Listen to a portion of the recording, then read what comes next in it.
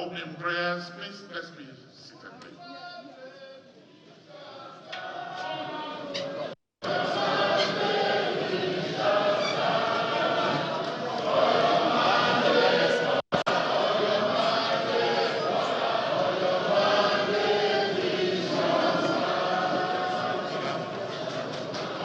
Thank you. Thank you. Let me quickly invite here the Civil Senator Abdulaziz Yari, the Governor of Ondo State, His Excellency Oki Ayedatiwa, to quickly step here and give us the opening prayers.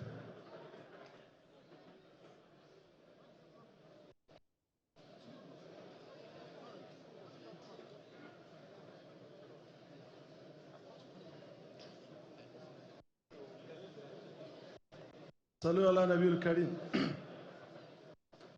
اللهم صل على محمد وعلى آل محمد وارحم محمد وعلى آل محمد كما صليت ورحمت وباركت على إبراهيم وعلى آل إبراهيم في العالمين إنك حميد مجيد اللهم اجعل اجتماعنا هذا اجتماعا مرحوما واجعل بعده تفرقا ما أسفا ولا تجعل فينا ولا معنا شقيا ولا محروما اللهم إنا نسألك الهدى والتقى والعفاف والغنى اللهم إنا نسألك العافية والمعافاة الدائمة في الدين والدنيا والآخرة اللهم إنا نسألك أن تنصر إمامنا ولا هذا الدولة ولا أحمد تينبو ولا ما تحب وترضى اللهم انصره نصرا عزيزا اللهم انصر على أعدائه اللهم كل من أراده بمكر أو سوء أو مكر اللهم رده في نهاره اللهم اجعل تدبيره تدميرا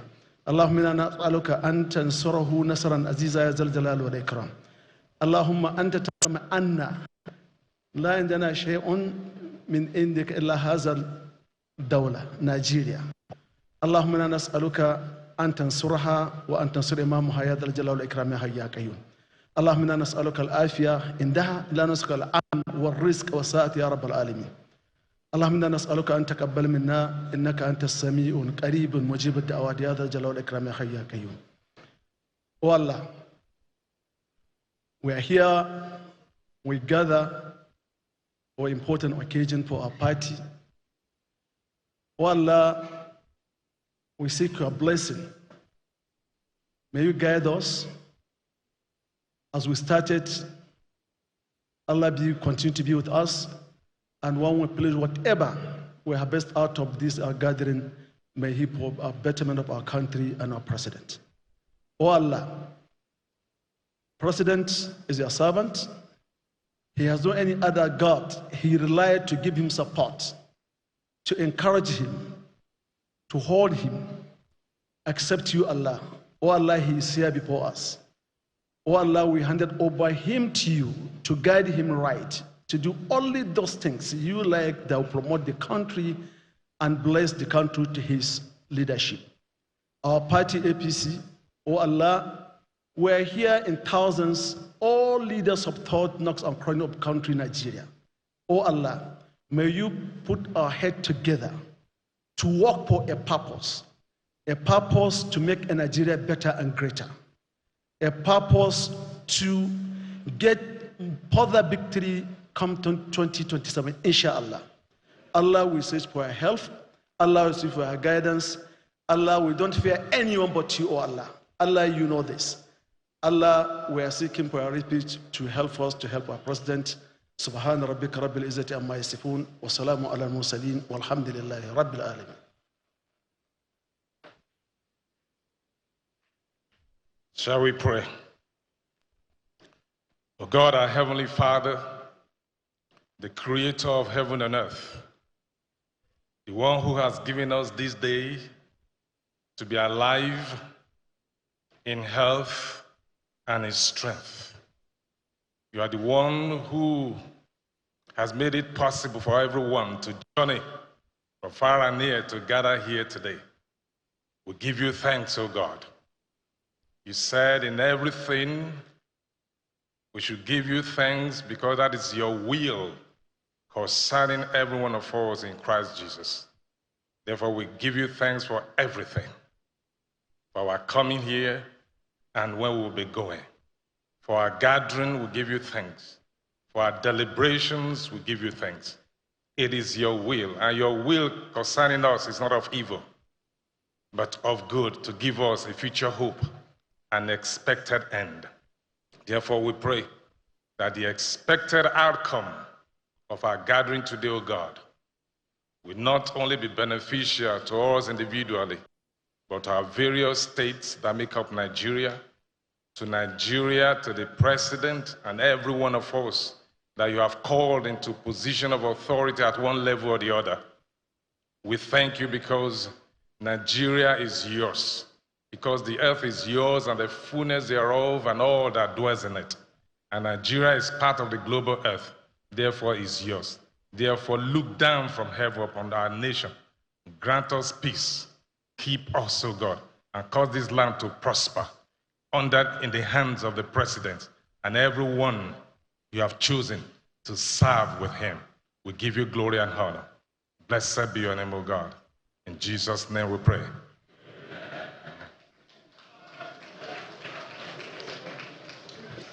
Thank you very much indeed. The national anthem has been played. Prayers have been said over God's people. Your Excellency, the President of the Federal Republic of Nigeria, President Bola Ahmed Tinubu, Vice President of the Federal Republic of Nigeria, Your Excellency, Distinguished Senator Kashim Shettima, President of the Senate, Your Excellency, Distinguished Senator Godswill Akpabio, Right Honorable Speaker, Excellency Abbas Tajuddin, Excellency Deputy President of the Senate, Distinguished Senator Barrow, Excellency Deputy Speaker of the House of Representatives, Right Honorable Benjamin Kalu Okezie, ranking members of the National Assembly, members of the National Assembly, Chairman Nigeria Governors Forum, Chairman Progressive Governors Forum, Excellencies Governors here present, Excellencies Deputy Governors here present, the Secretary to the Government of the Federation, all members of the Federal Executive Council here present,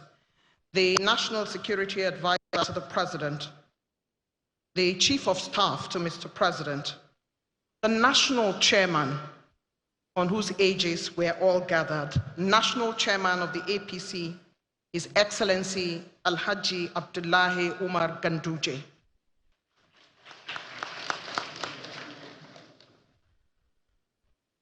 Chieftains of the APC here present.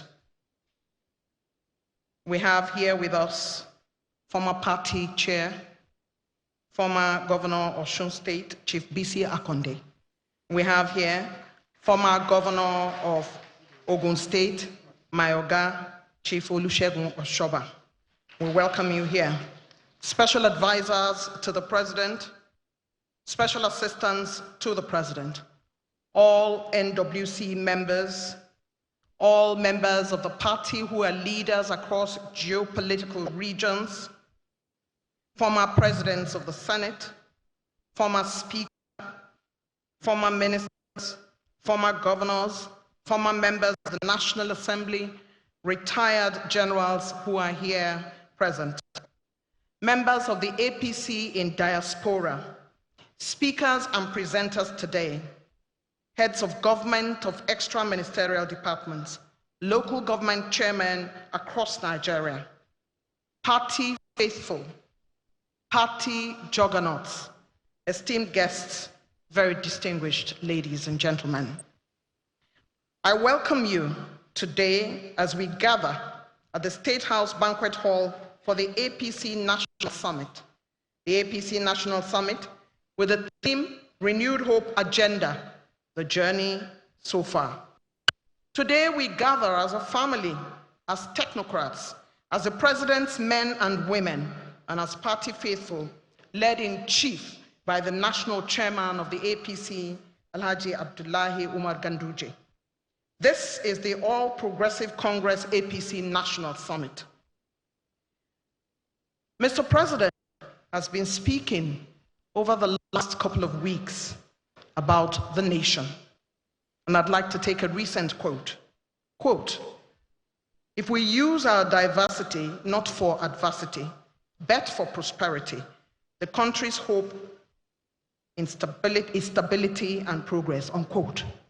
His Excellency President Bola Ahmed Tinubu speaking to Catholic bishops in Rome. Political parties remain the most formidable democratic pathway for national development. In the APC, the National Working Committee is the highest decision-making body. In storms and in rain, in clear skies and happy days, in sunshine and cloudy days, party faithful remain the most ardent fans of their political parties, of their president and other elected officials, and are wont to respect party decisions concerning appointments. Political parties throw up their best brains to help the machinery of governance, to oil the engine of growth, to ensure strategy, communication, and efficiency. The APC, being the nation's ruling party, is no different from other political parties across the world.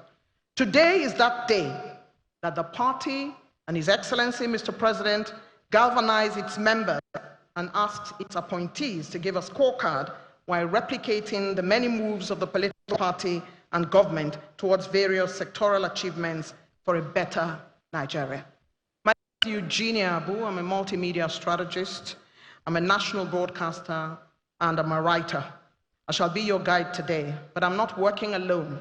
I'm working with a man I like to call the voice, my co-anchor person, broadcaster extraordinaire, brother, friend, and colleague, Mr. Ebere Young. Please give him a round of applause. Mr. Young, you have the next item on the agenda. Your Excellencies, distinguished ladies and gentlemen, please can we appreciate this amazing woman one more time? Your Excellencies, distinguished ladies and gentlemen, she has laid down the vision and the groundwork. So on behalf of the All Progressive Congress, I welcome you all to this critical summit designed to dialogue, to reflect, and plan for the future of not just the party, but of our nation. Since its founding 12 years ago, it has become the big tent ideologically for most Nigerians. So today, we are all here as one family to look critically at Mr. President's renewed hope agenda, an agenda designed to reposition Nigeria as a global player. Let me welcome here, to welcome all of us, the hard-working, absolutely cerebral National Secretary of the party. Please join me as I welcome here, distinguished Senator Surajuddin Ajibola Bashiru, PhD.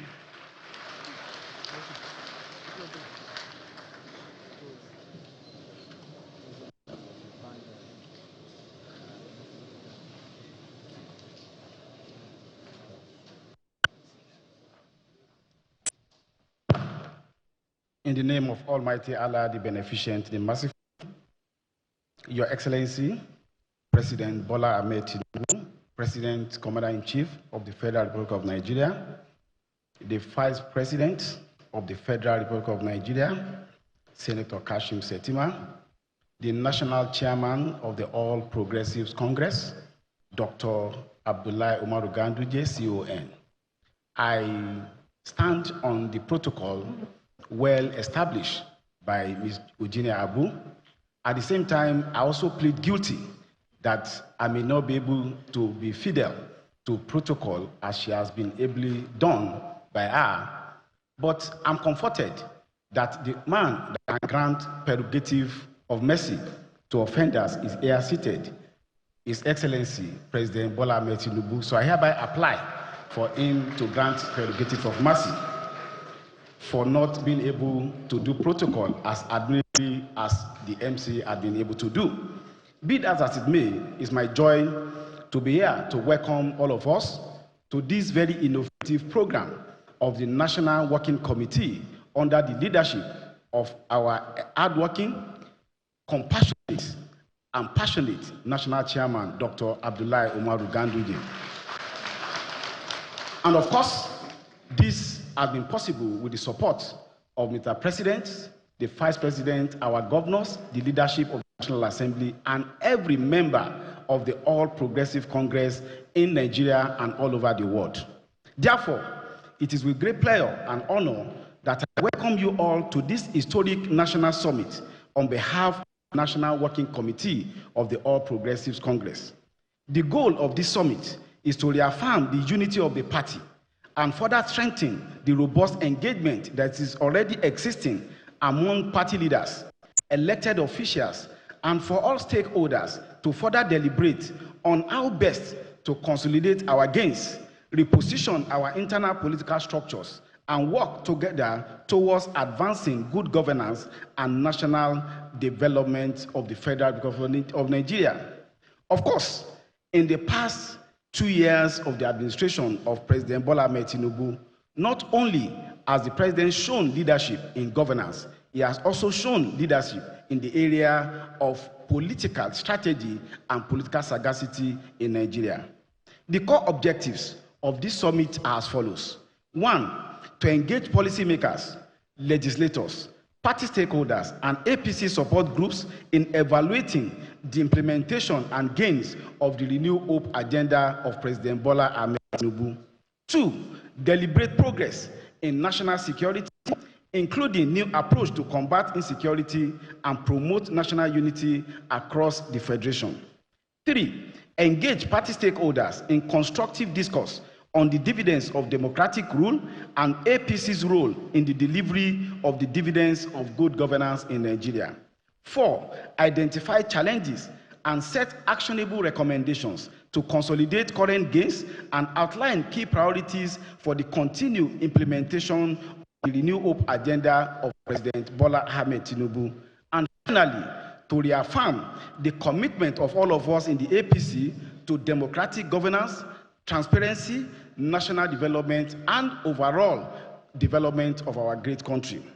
Following the 2023 general elections, the APC won the presidential election, retained majority seats in the National Assembly, and secured more governorship and state assembly seats across the Federation. Even after the election, we are still seeing more states and more seats in the National Assembly. Kudos to the efforts of the national leadership of this country.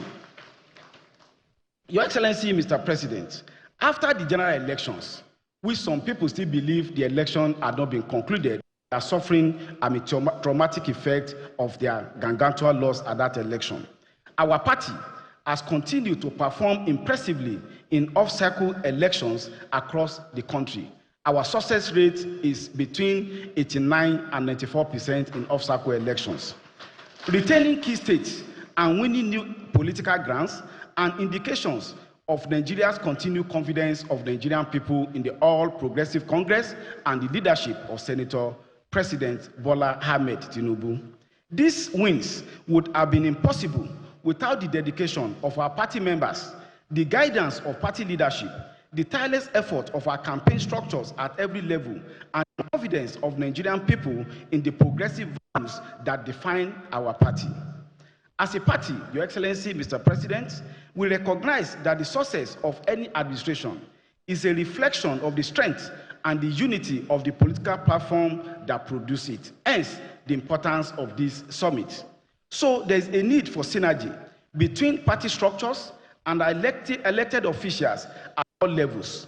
This summit, Your Excellency, therefore presents the opportunity to reaffirm the party's shared commitment to Mr. President in leading Nigeria's development agenda according to the vision encapsulated in the Renew Hope agenda. As we proceed with the summit today, I humbly invite all of us to contribute meaningfully and constructively in setting actionable recommendations to consolidate current gains and outline key priorities for the continued implementations of the Renew Hope agenda. As part of our commitment to democratic governance, transparency, and national development, the outcomes of our proceedings today, I believe, will significantly impact the direction of our party, the All Progressive Congress, as we move towards future electoral engagement and continue to provide leadership at national and subnational levels. Once again, I welcome you all and I wish all of us fruitful deliberations. Thank you, Your Excellencies.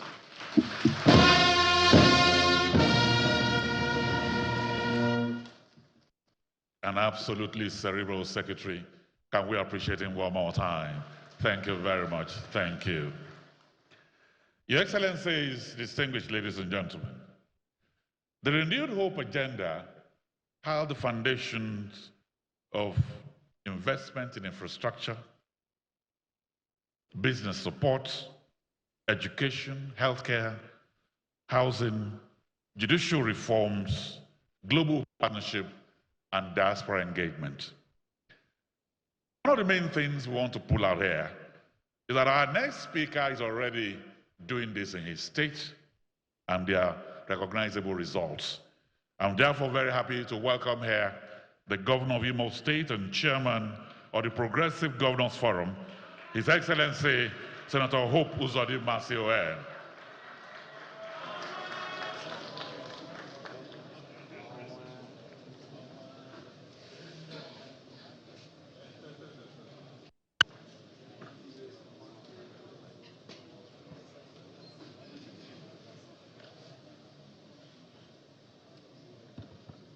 Your Excellency,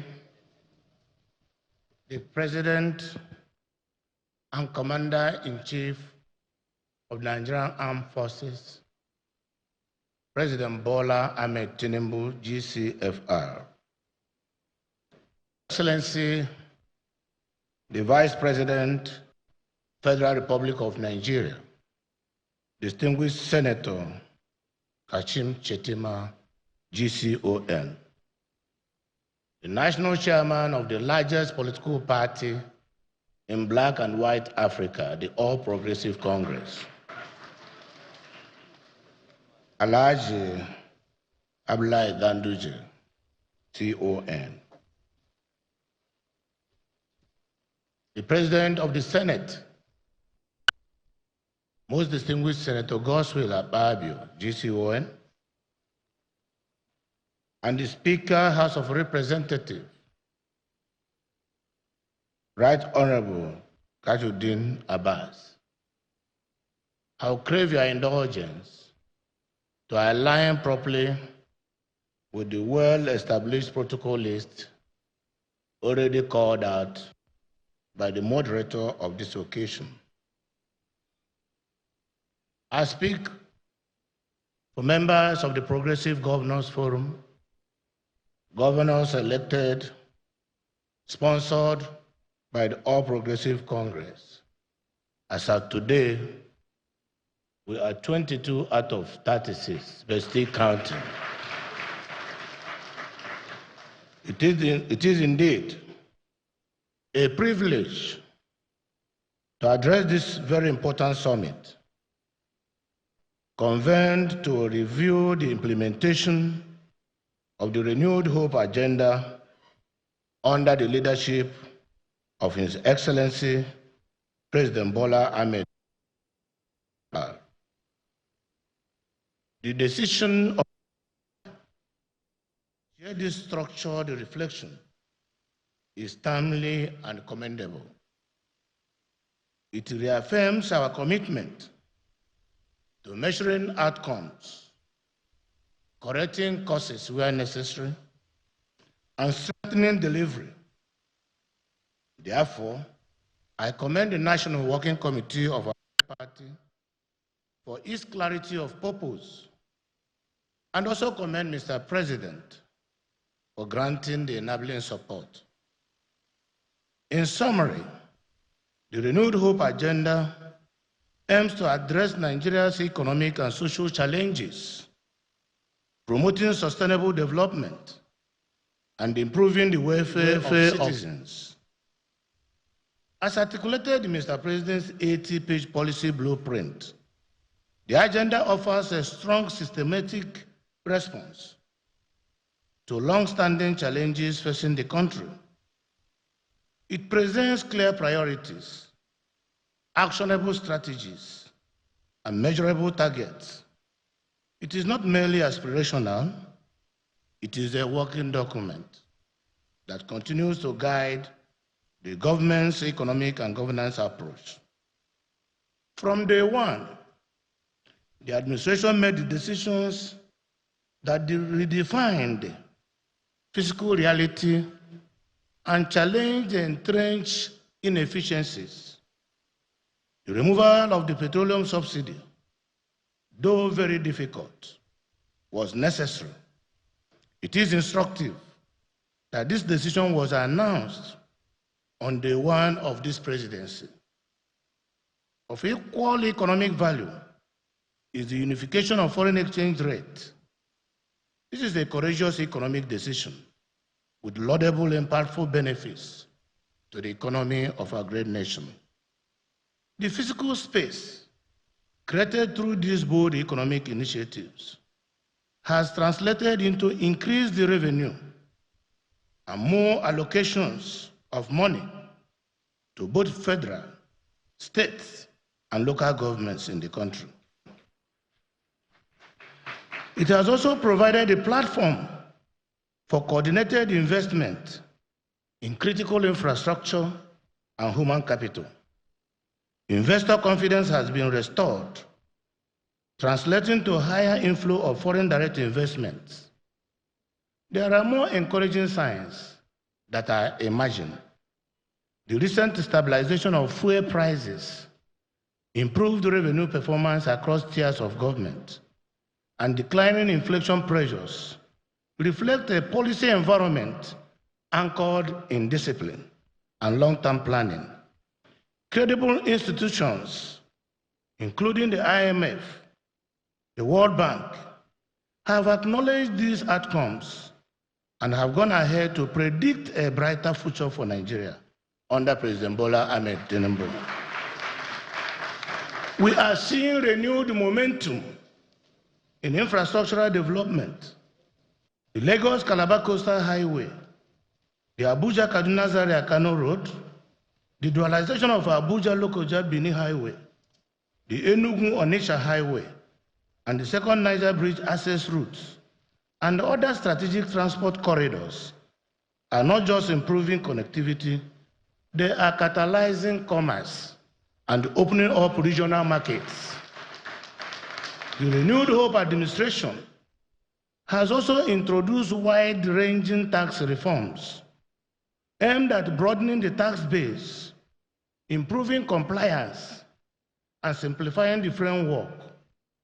The 4 tax bills currently under consideration show a coordinated effort to align fiscal policy with the growth ambitions of the country. This can only come from the table of a visionary leader. In terms of inclusion, the development commissions established across all 6 geopolitical zones represent a strategic commitment to balanced growth. The Electricity Act of 2024 has redefined the role of subnational governments in power generation and distribution, giving states and communities a strong hand in shaping their economic destinies. As we know, social investment remains a central component of the Renewed Hope agenda. Therefore, the Students' Loan Program, the 200 billion naira micro, small, and medium enterprise fund, and the expanded agricultural financing are targeting key demographics and sectors that can unlock jobs, reduce dependency, and stimulate local productivity. It is heartwarming that through the well-intentioned efforts of this administration, crude oil theft has been drastically brought down, leading to increased oil production. On security, we acknowledge the complexity of the situation, but progress is evident. Coordination among security agencies has improved. Strategic investments in air, land, and naval capabilities are yielding gains. Our troops are better equipped, and their morale is far stronger than before. While challenges remain, the trajectory is one of the containment and gradual recovery of previous vulnerable areas. As the governor of Imo State and chairman of the Progressive Governors Forum, I speak from the vantage point of implementation. The president has provided both policy direction and political backing. It is our duty to translate these at the subnational level into tangible results. We see this summit as a call to deepen alignment, bridge gaps, and accelerate delivery. Let me also emphasize that our collective success in 2027 will depend not only on the performance of the federal government, but also on governors, ministers, legislators, and party leaders, to the ability to communicate, execute, and build trust. We must remain focused and coordinated as we work towards the future. As progressive governors, we have critically appraised the economic policies of Mr. President, and we have come to the conclusion that they have yielded the desired dividends of democracy. We are convinced that the economy is in a better shape today than it was 2 years ago. Consequently, we, as leaders of the party, the All Progressive Congress, and heads of subnational governments in the Federal Republic of Nigeria, have resolved to throw our weight behind Mr. President and to champion his re-election campaign in 2027 for a second term. We are confident that leveraging on the dividends of the sterling performance of Mr. President and their profound impact at the subnational levels, using it as our campaign tools, victory will certainly be ours. The progressive governors will deliver their states come 2027. In closing, I commend Mr. President for his clarity, for his courage and consistency over the past 2 years. The Renewed Hope agenda is not an event, it is a continuum. At this midpoint, our great party, the All Progressive Congress, must consolidate. We must listen to the voice of reason, and we must continue to lead as a very flamboyant and robust political instrument to deliver efficient and effective democracy to Nigeria. Let this summit serve not just as an evaluation, but as a recalibration, an opportunity to deepen our resolve, sharpen our methods, and reaffirm our commitments to national transformation. Mr. President, keep the flag flying higher and higher. We are very proud of you. Nigeria is getting better and better. As I speak, only this afternoon, members of the Progressive Governors Forum met in my lodge and took far-reaching decisions to bring to the leadership and members of our great party, taking advantage of this summit, that we are satisfied with the midterm review and performance evaluation report of the Reviewed Hope agenda, that we are aware that the Nigerian nation is moving in the right direction economically, socially, and politically, and that we are convinced that under President Bola Ahmed Tinubu GCFR, Nigeria will get to her destination faster in prosperity. We acknowledge the resolution of these governors that the president should be used and be adopted as our flag bearer for 2027 presidential election for his second term in office. That the governors produced by All Progressive Congress are hereby charged to take responsibility to market all federal government policies, occupy the political space in their domains, and take responsibility for winning all elections in their states come 2027. It is therefore my humble pleasure, with total humility to Almighty God to move that this August Assembly adopt and concur the position of progressive governors, that Mr. President carries our flag 2027 and governors take responsibility for delivering this mandate.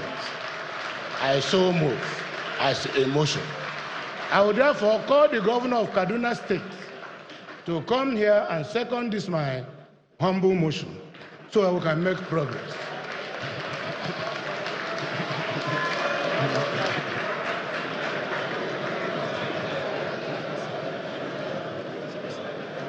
Second motion. Your Excellency, Mr. President, President Bola Ahmed Tinubu, GCFR, Your Excellency, the Vice President,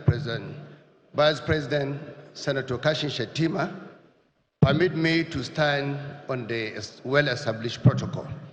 My name is Senator Obasani, Governor of Kaduna State, Coordinating Governor of the Northwest APC, Vice Chairman of Progressive Governors Forum.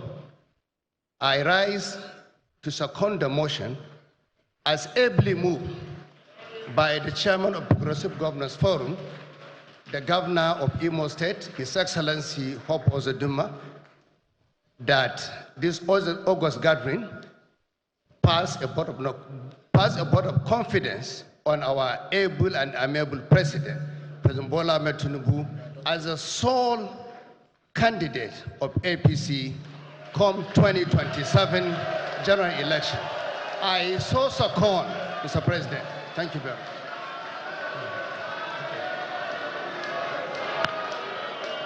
Hello?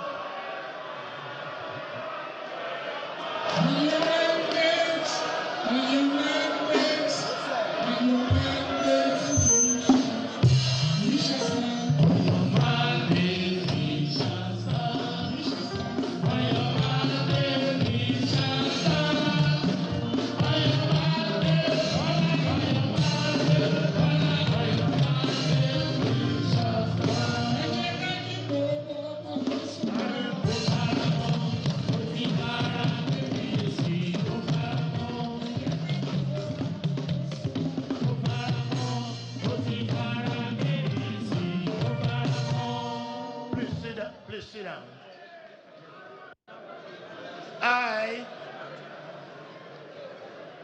This motion, ably moved by my humble self, a very senior ranking senator, supported by a very senior ranking senator. I will crave the indulgence of the presiding officers in our midst to put the question. Those in favor of this motion say aye. Aye. Again, say nay. The ayes have it. May God bless all of us.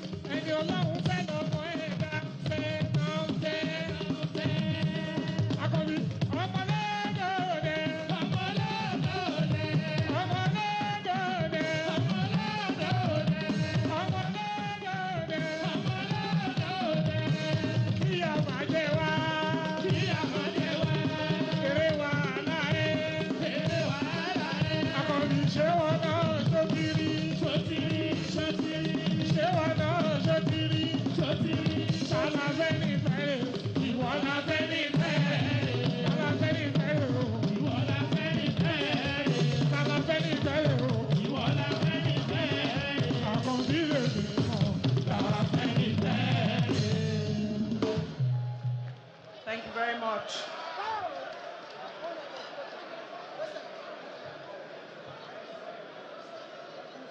His Excellency, the Governor of Imo State,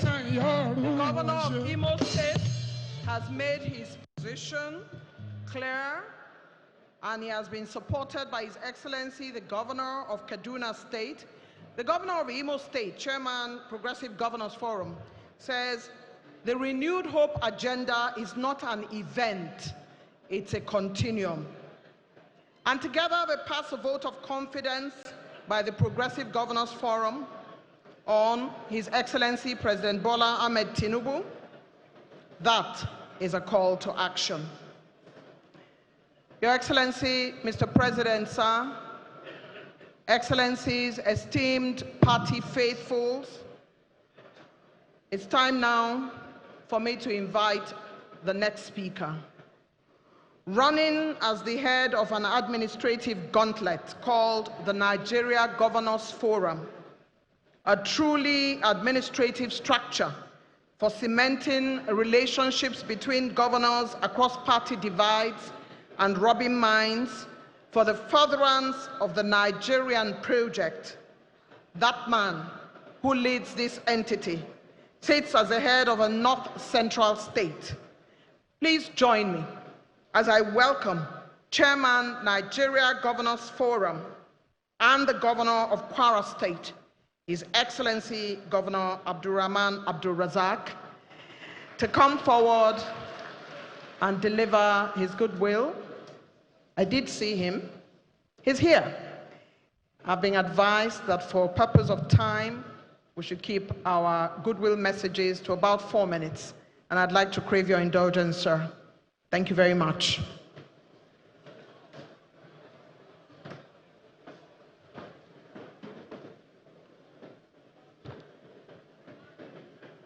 President, Commander-in-Chief of the Nigerian Armed Forces, President Bola Ahmed Tinubu Jagaban Borgu, the Vice President, Senator Kashima Shetin,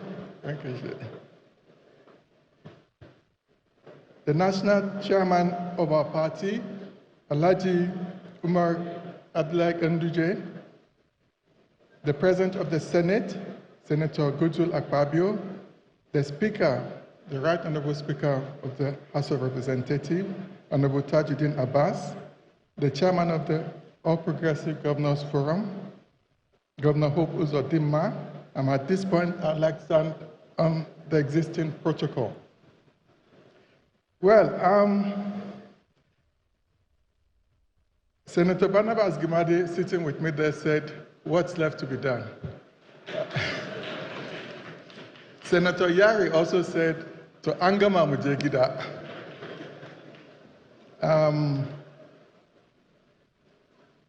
Senator Hope Uzodinma spoke our minds. We're on the right track. And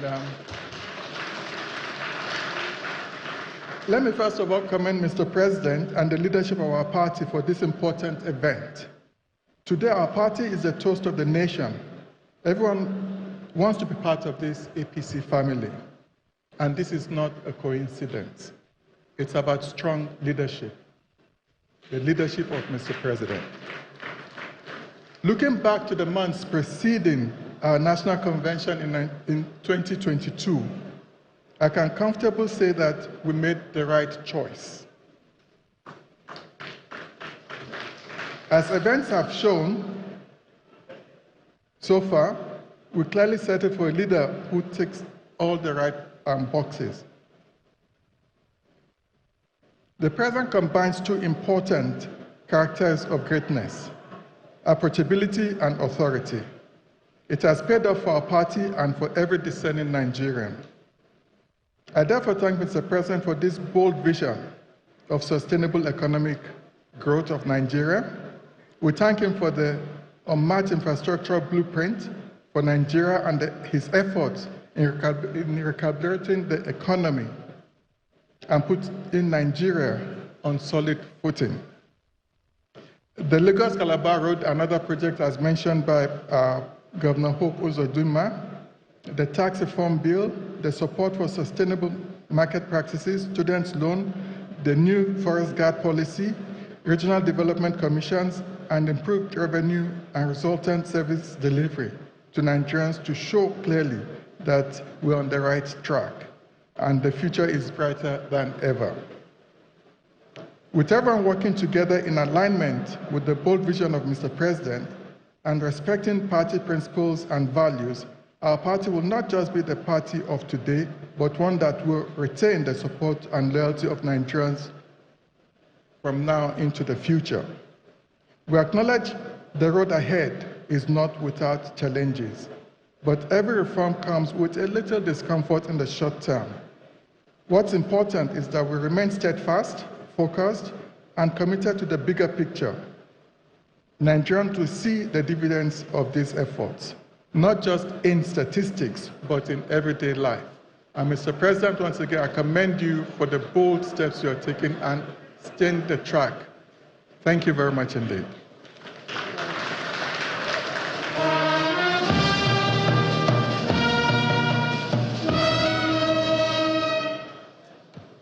Thank you very much. The Governor of Kwara State and the Chairman of the Nigerian Governors Forum will appreciate you for what you are doing at the sub-regional level. Please, can we have one house? A bit of noise at the back. Thank you.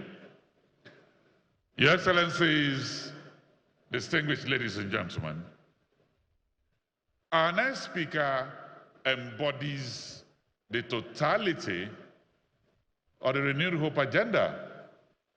Some of the people who are very close to him call him GSM. He has been a governor, he has been minister, he has been a senator. We are now looking at how to add the Secretary to the Government of the Federation to that equation. He loves Nigeria, he works hard for the country. Please join us, I welcome here the Secretary to the Government of the Federation, His Excellency George Akume.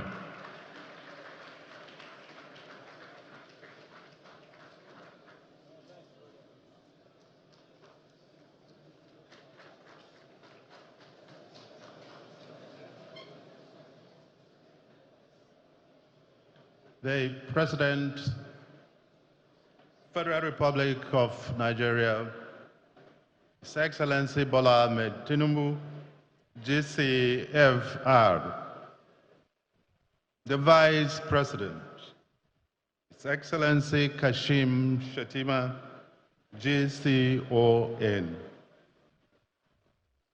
His Excellency the President of the Senate, His Excellency the Honorable Speaker of the House of Representatives, and other principal officers of the National Assembly here present,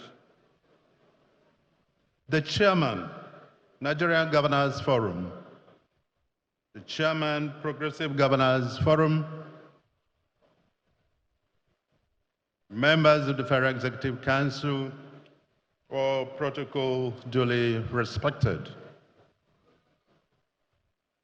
It is with deep gratitude and profound humility to stand before you at this significant APC National Summit, which presents an opportunity to reflect, to celebrate, and to re-energize our collective journey towards a greater Nigeria. Let me begin by extending my deepest appreciation to the leadership of our great party, from the hard-working world executives to state and geopolitical leaders across the length and breadth of this nation, not leaving out our wonderful National Working Committee, the governors, the National Assembly, the Federal Executive Council, state legislatures, and federal bodies. Your resilience, commitment, and strategic mobilization, and our great party, the All Progressives Congress, the massive electoral victory in the 2023 general elections. You did not only deliver victory, but have sustained the momentum of governance and reform that Nigerians truly deserve, particularly in the states that we govern and at the center.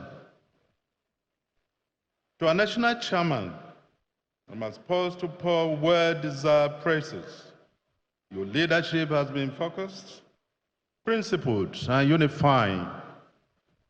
you have steered this party with wisdom and discipline, anchoring it on the ideas that brought us together.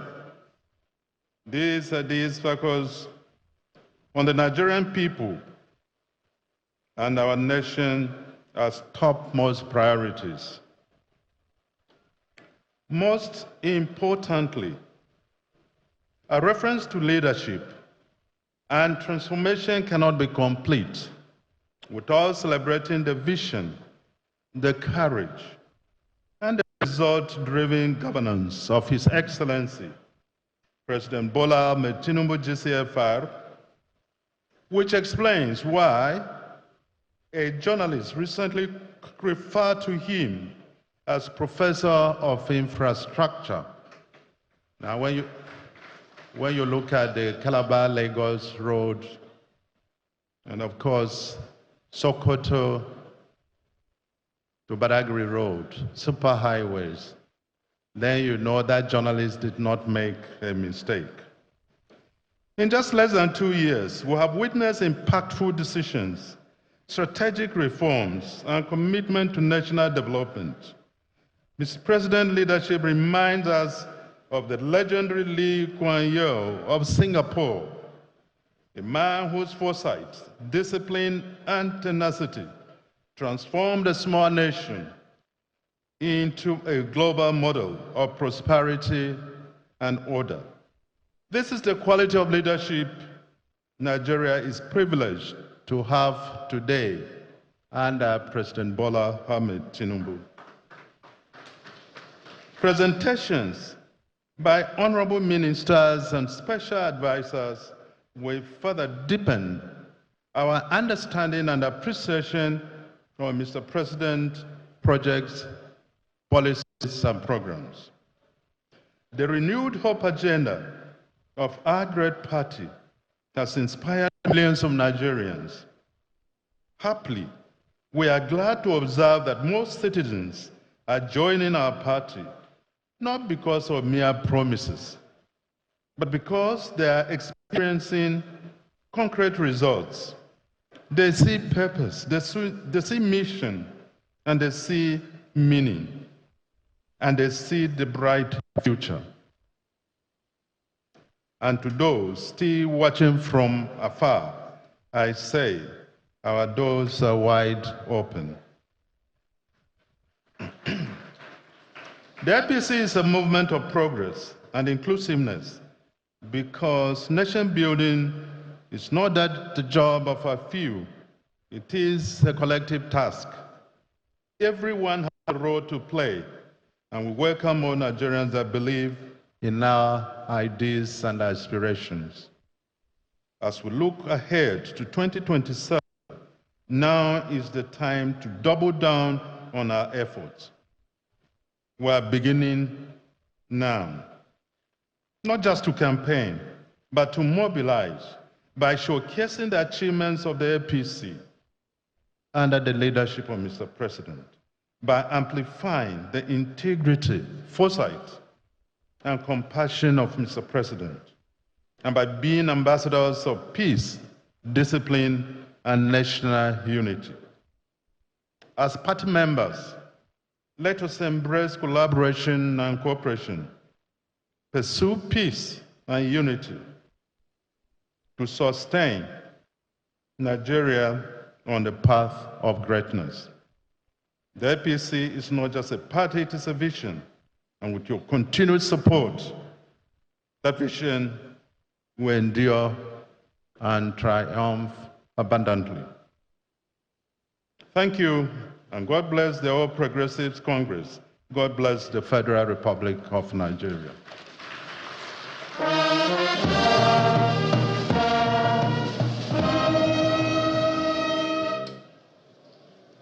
His Excellency, the Secretary to the Government of the Federation, very distinguished Senator George Akume, described by my colleague as GSM, former governor, former senator, former minister, and now we're trying to find space to add Secretary to the Government of the Federation to his name. Your Excellency, we thank you for your intervention. Your Excellency, Mr. President, sir, you have a new sobriquet, along with your many feathers and many names of adulation that have been given to you. You now have the enviable title given by the Secretary to the Government of the Federation of Professor of Infrastructure. Your Excellencies, distinguished ladies and gentlemen, Mr. President, Your Excellency, Mr. President, sir, esteemed guests, ladies and gentlemen. Our next speaker, known for being in the forefront of putting women in the forefront, especially for women empowerment. Our next speaker, known to speak his mind to the youth about dialogue and no violence. Our next speaker, known for his wide reforms, known for encouraging and supporting national dialogue on the legislative agenda. A man whose simplicity belies his position. Join me to welcome party man, politician, patriot, legislator-in-chief of the House of Representatives, Right Honorable Speaker of the House of Representatives, His Excellency Right Honorable Abbas Tajuddin.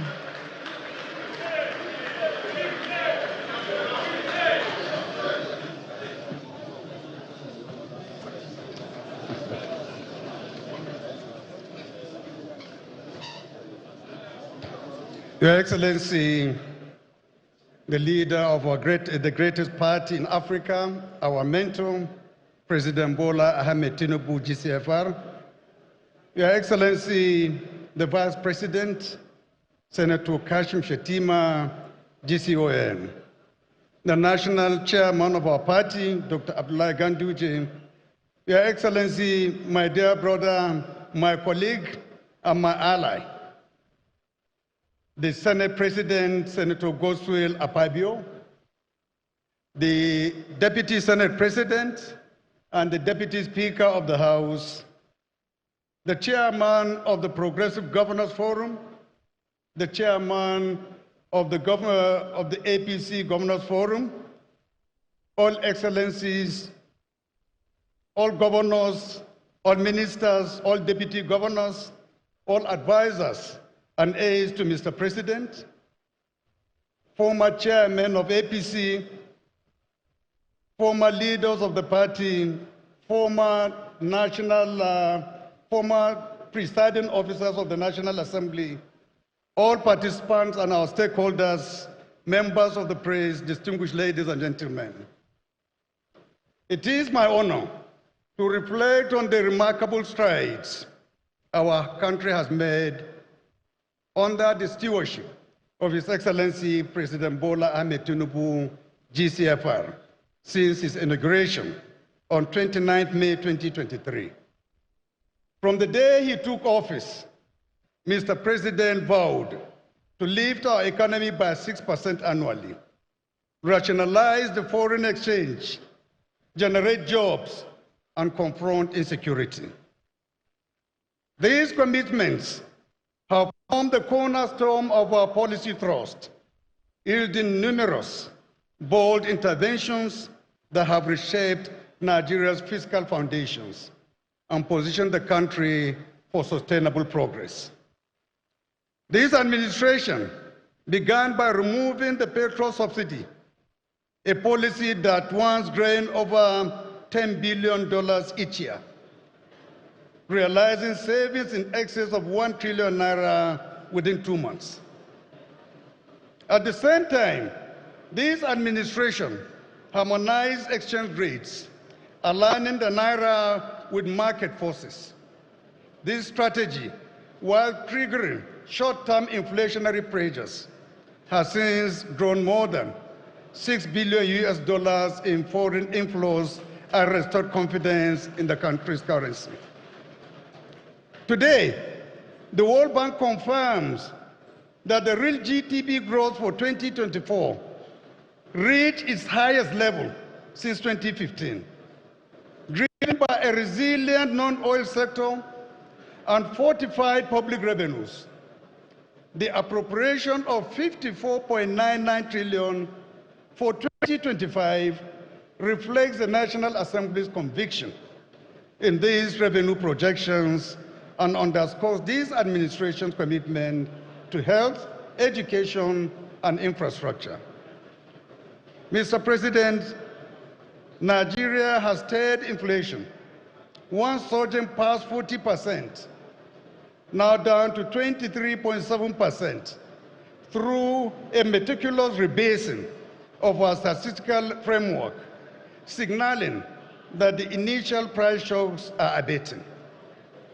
Meanwhile, foreign exchange reserves have climbed beyond US 40 billion, anchored by record oil output exceeding 2.3 million barrels per day and steady capital flows.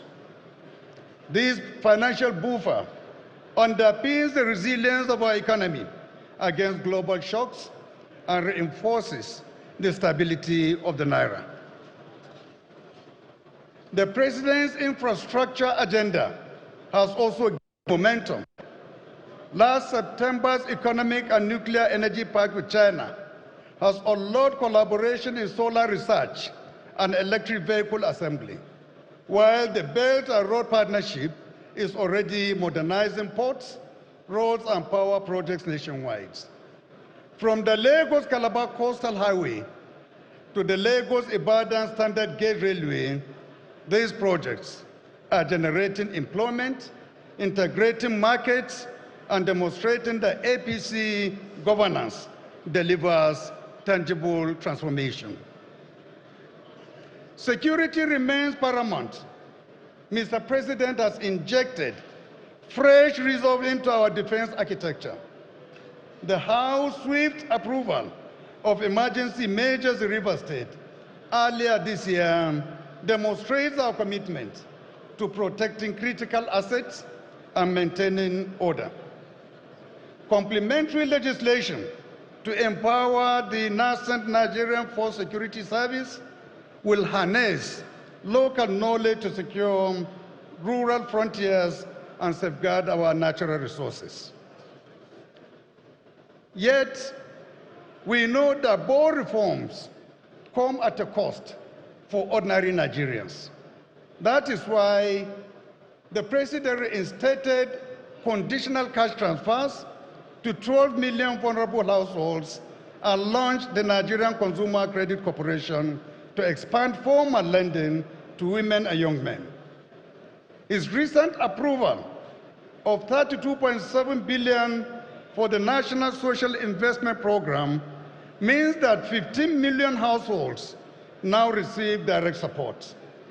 This demonstrates that economic adjustments and social protection can be managed together. Mr. President, sir, your decisive removal of oil subsidies and unification of the Naira closely mirrors the monetarist revolution and privatization drive of late Margaret Thatcher in the United Kingdom during the 1980s. Just as Thatcher reduced public spending, broke the power of entrenched interest, and sold state-owned enterprises to restore fiscal health and investor confidence, you have ended decades of dependency on subsidies and consolidated exchange rates to free up scarce public resources. Both of you accepted short-term hardship, inflationary spikes, and social resistance for the sake of long-term stability and prosperity. You believe that strong markets and prudent spending are essential for national growth, highlights the ongoing importance of bold reforms. In recent months, high-profile figures have joined the APC, along with numerous federal lawmakers from Kano, Osun, Kebbi, Delta, and Edo, raising the number of defections in the House alone to almost 30. With reports of further crossovers from PDP and Labour Party governors and their members on the horizon. These moves underscore the momentum of the APC and position us as the party to beat come 2027. Mr. President, the 10th National Assembly is undoubtedly the most fortunate since the return to democracy in 1999. This is not only because a significant number of former legislators now serve in the executive, including the president himself, but also due to President Tinubu's unequivocal recognition of our vital role in grassroots development. His Excellency has worked tirelessly to ensure that the National Assembly's ability to respond to the needs of our constituents is significantly strengthened by providing increased budgetary allocations for constituency projects. This deliberate partnership between the Presidency and Parliament has empowered senators and members to deliver tangible improvements in health, education, and infrastructure. Mr. President, fellow party members, as we turn our gaze towards 2027, we must acknowledge both the achievements we have made and the challenges that lie ahead. Now is the time for every APC stakeholder to intensify grassroots engagements. Now is the time for every APC stakeholder to articulate our records in clear and compelling terms. Now is the time for every APC stakeholder to take our message directly to our communities. An electoral victory in 2027 will not be won on paper alone. It can only be secured by the confidence we inspire among our people. We can only inspire confidence by demonstrating our policies are improving people's lives and how they will continue to enhance the lives of Nigerians.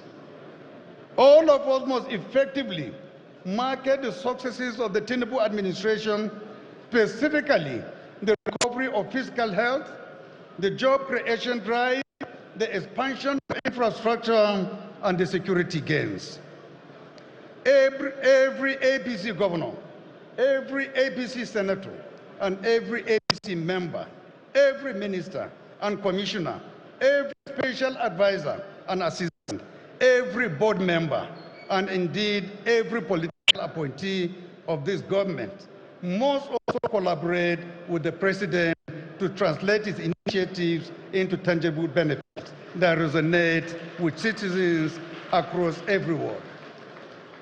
Ladies and gentlemen, our journey has proven that decisive leadership, fiscal discipline, and cohesive action yield results. The 2025 budget's dual emphasis on austerity and strategic investment, our respect for the autonomy of the central bank in managing over 22.7 trillion in inherited financing, and our alignment of legislative instruments with the executive vision exemplifies the APC's capacity to govern with both rigor and empathy.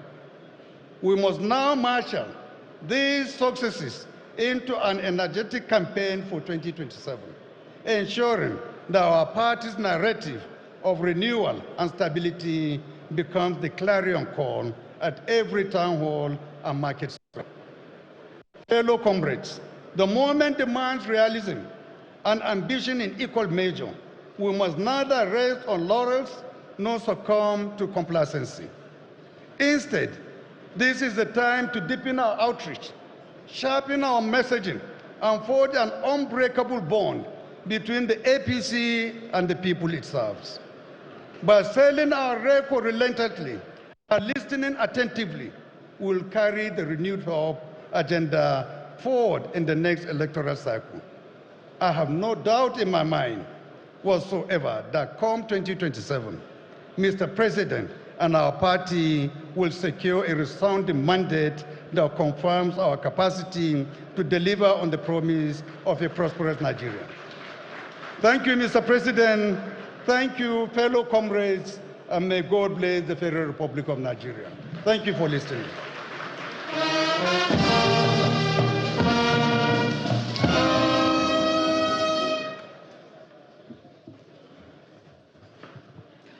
Thank you very much. The Speaker of the House of Representatives, Right Honorable Tajuddin Abbas, PhD. Please, can we appreciate him? Amazing. He understands the issues. Thank you very much. And now we'll be rounding off our goodwill messages. And this last person is embodiment of governance. You can't hide anything from him. He started from local government. He was a commissioner. He was a governor. He was a minister. He has gone through the ranks. He knows the game. For him, Mahatma Gandhi guides him when he said, the only rent we pay on earth is our service to humanity. I'd like to welcome here the President of the Senate and Chairman of the National Assembly. Please welcome here His Excellency, the Distinguished Senator Godswill Obot Akpabio, as he steps forward here. Serious swagger. I welcome you.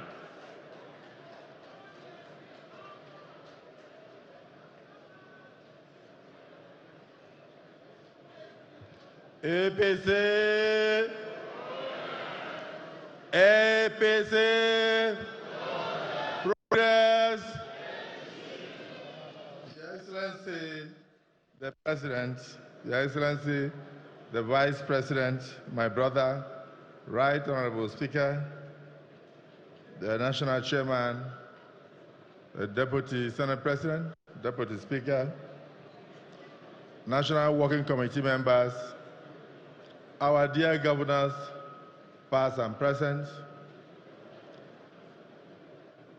Let me especially recognize very distinguished senators and House of Representative members and major stakeholders. The gathering is gargantuan.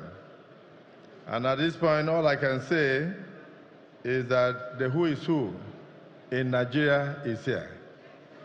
Mr. President, you are lucky to have all the political caterpillars in Nigeria present here today. So I congratulate all of you. Yes, speeches have been made. I want to adopt all the speeches. I want to adopt all the speeches. There is no need for me to make another speech. Mr. President, today is not all about you. It is for the different arms of the APC administration to give account, a midterm account, to Nigerians, and also to appraise what you have been able to do in the last 2 years. Evidently, you don't need to sing your own praises.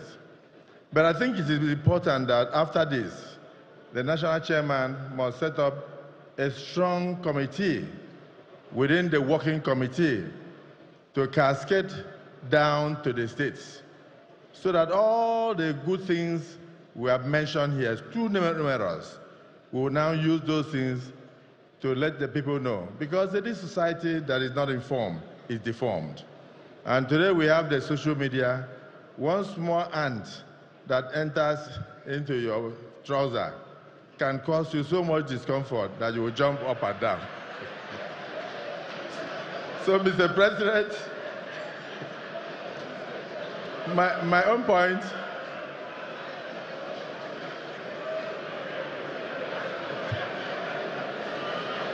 APC, is that we will do the talk, but at the same time, we must walk the talk. In totality, what they are saying that even though you met a foamy economy, even though you met over 30 trillion debt, you have paid over 8 trillion, and nobody knows about that. Money that you would have used to amplify most of your programs. The Renewed Hope agenda is still on course. And evidently, from the reports we get, from even the World Bank, the IMF, talking about the fact that Nigeria has moved from B- to B. That is IMF, giving you rating. And the fact that you have been able to improve the economy, there is growth, despite the world's recession. All the things we are saying now, the stability of the country. A senator confided in me that now in his community, he can sleep with 3 eyes closed and that in the last 5 years, he had not visited his community because of insecurity. So despite the sporadic terrorist attacks here and there by your enemies and our enemies and enemies of Nigeria, you have done very well. You have done an excellent job well. And I want to say that, yes, the midterm report presented is as a result of the fact that for the first time in Nigeria, we have an astute politician as President of the Federal Republic of Nigeria, Bola Ahmed Tinubu, working closely with strong politicians such as the Vice President, Kashim Shettima, and such as the Senate President, distinguished Senator Godswill Akpabio. So let me congratulate the party for organizing this rally. This is almost like coming together. When I was coming in, I saw our governors, I saw our former governors, I just turned, I saw our former presiding officers, I saw Senator Pai Azanyim. I even forgot that he had joined the APC. And I turned around, I saw my other senior brother, Ken Namani, and he said, "You have forgotten me." I said, "No, sir, it's work, but take me from here straight to your house." What it means is that the party has been able to bring all of us together. Chief Akonde is here, sitting down with Chief Oshoba, and Chief Oshoba, at the age of over 85, is able to cross his leg. Me, I cannot cross my legs. I don't know how he does it. So I'm very excited to see all of us. So this means that you struggled in 2023. Many people promised you votes, very large rallies in some regions in the country.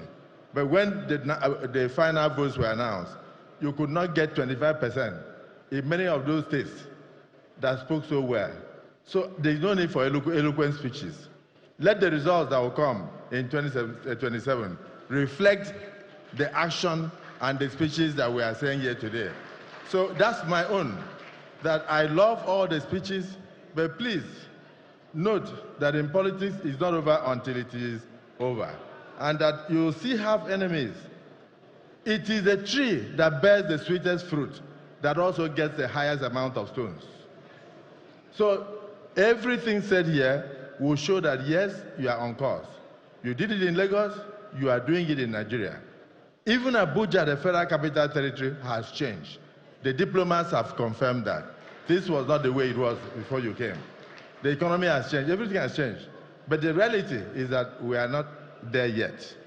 And we don't want, then there, of course, mischief makers are still meeting in the night. You know, politics is a game of witchcraft, you know? They meet in the night and things change in the daytime. So don't allow me to come and stand in front of this August assembly and promise you that I'll deliver South in Nigeria. Go and sleep. Please don't sleep. Otherwise, I'll be telling you lies. We still have a lot of work to do. So for the Senate, I adopt my hat to my brother, Tajuddin Abbas, for what he has said. In the legislative outlay, since you came on board, we have done a total of 477 bills. These were introduced during this period, this midterm period. We have passed at least 25 bills, and we have assented many of them into acts of parliament. Many others are at advanced stages. It's important the party knows this.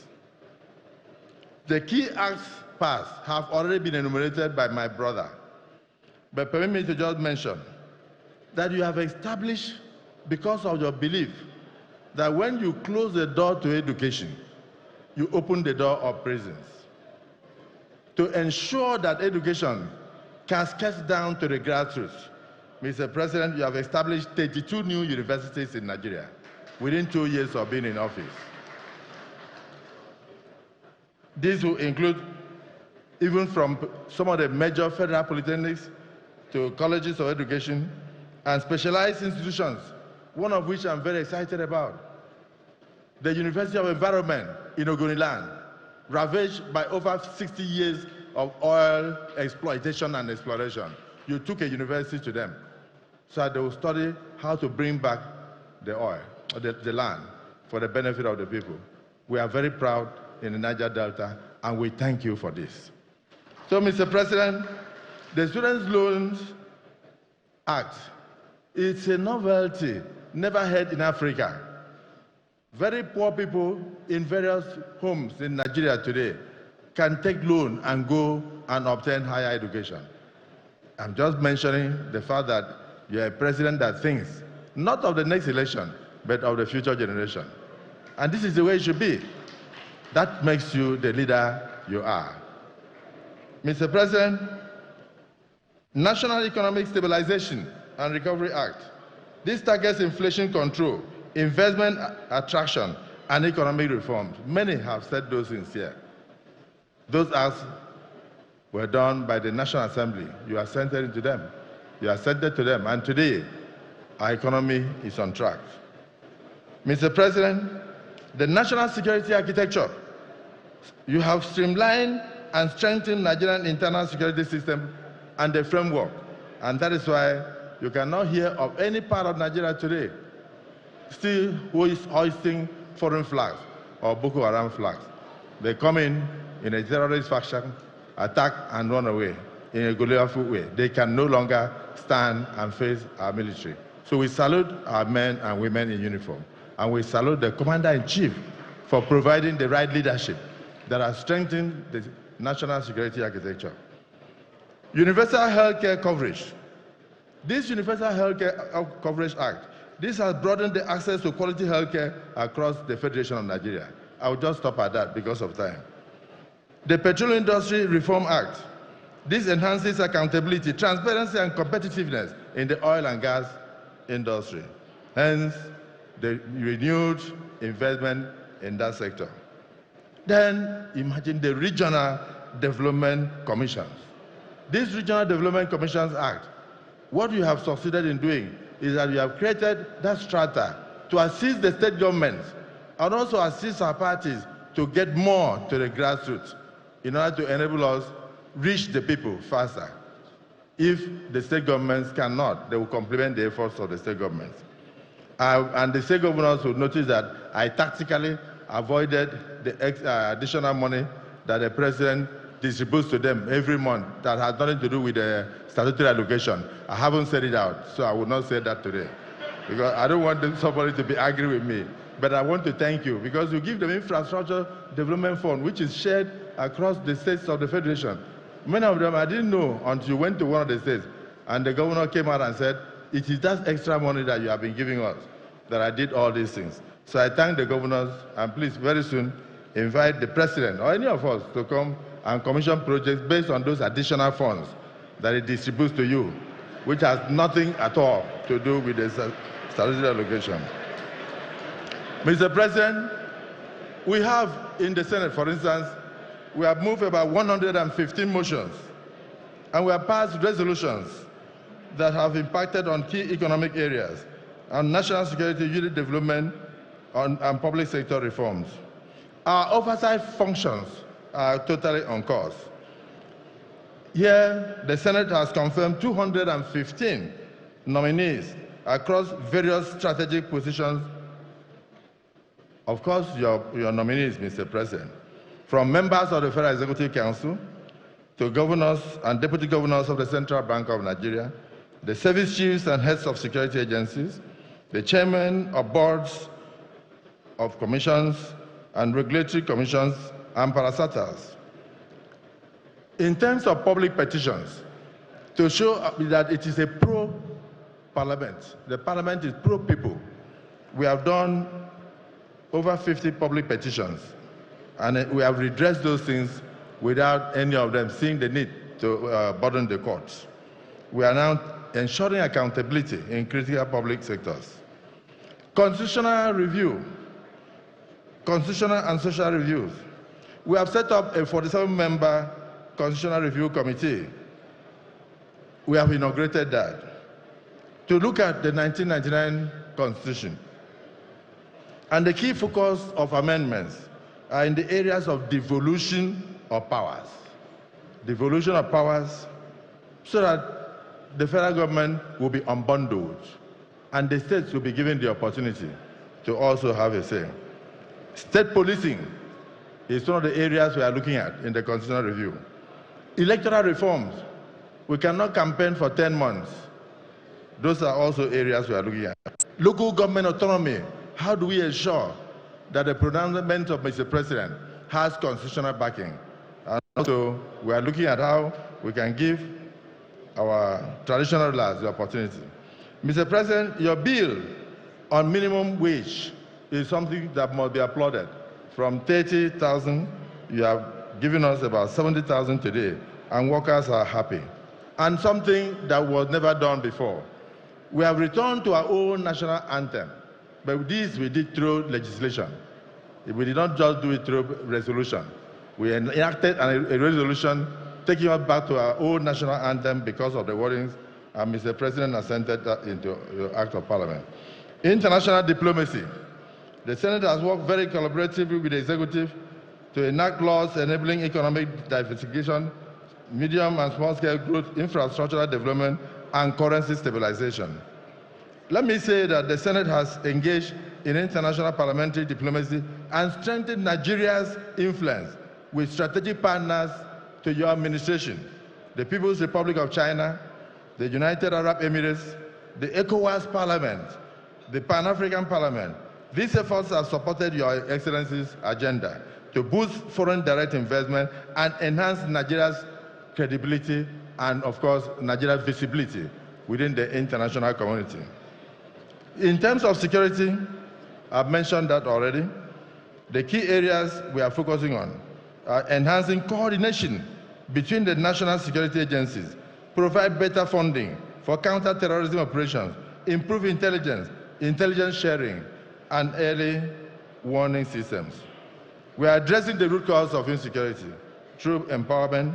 We have advanced legislation and motions addressing unemployment, rural neglect, educational access, and youth engagement.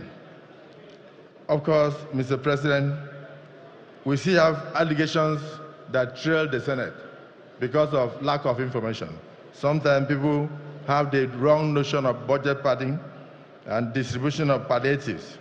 And what we are doing is to ensure that we address those issues transparently, working with your national minister on national planning. Well, moving forward, the 10th Senate remains committed to working with Your Excellency to deliver key constitutional amendments by the second half of 2025. We want to consolidate on national economic gains through legislative backlog and unlocking. We want to strengthen institutions of governance and rule of law. We want to expand issues on youth empowerment, healthcare, education, and youth security. Mr. President, let me end here because everything has been said. But there's only one thing I want to do. We are working directly with you. When we pass a resolution, the public listens to it. When the governors pass resolution, the public will think that because they are in the executive, that those resolutions are part and parcel of governance. So the only people empowered to pass major resolutions remain the legislature, the House of Representatives, and the Senate. So I want to thank the chairman of Progressive Governors and to say that once you take an oath to be an executive, remain in the executive. So it is not really, it's very right, it's right. Everything is said, we accept. But how can we ensure that that resolution has the force of law? The Constitution gives the power to us. So let me invite my brother, Right Honorable Speaker Tajuddin Abbas. Please step forward. Deputy Speaker, Deputy Senate President, and the major principal officers of the National Assembly. It's your voice that Nigerians are waiting for. If this president has done well, is it not all that will say so? If he has not done well, is it not all that will give him notice of impeachment? We are not giving him notice of impeachment. We are giving him notice that it was difficult for you in 2023. But in 2027, I see everything turning around. I see everything turning around. The number of states that are coming to join you. As I was leaving, one senator was dragging my dress today. He said, please take me there. I said, you can't come now. And he is a Labour senator. I don't want to mention his name, but just imagine. He's a Labour senator. He said, please, I told you since now I would have joined you. What do I do? I said, wait outside. He's in my car outside there. So,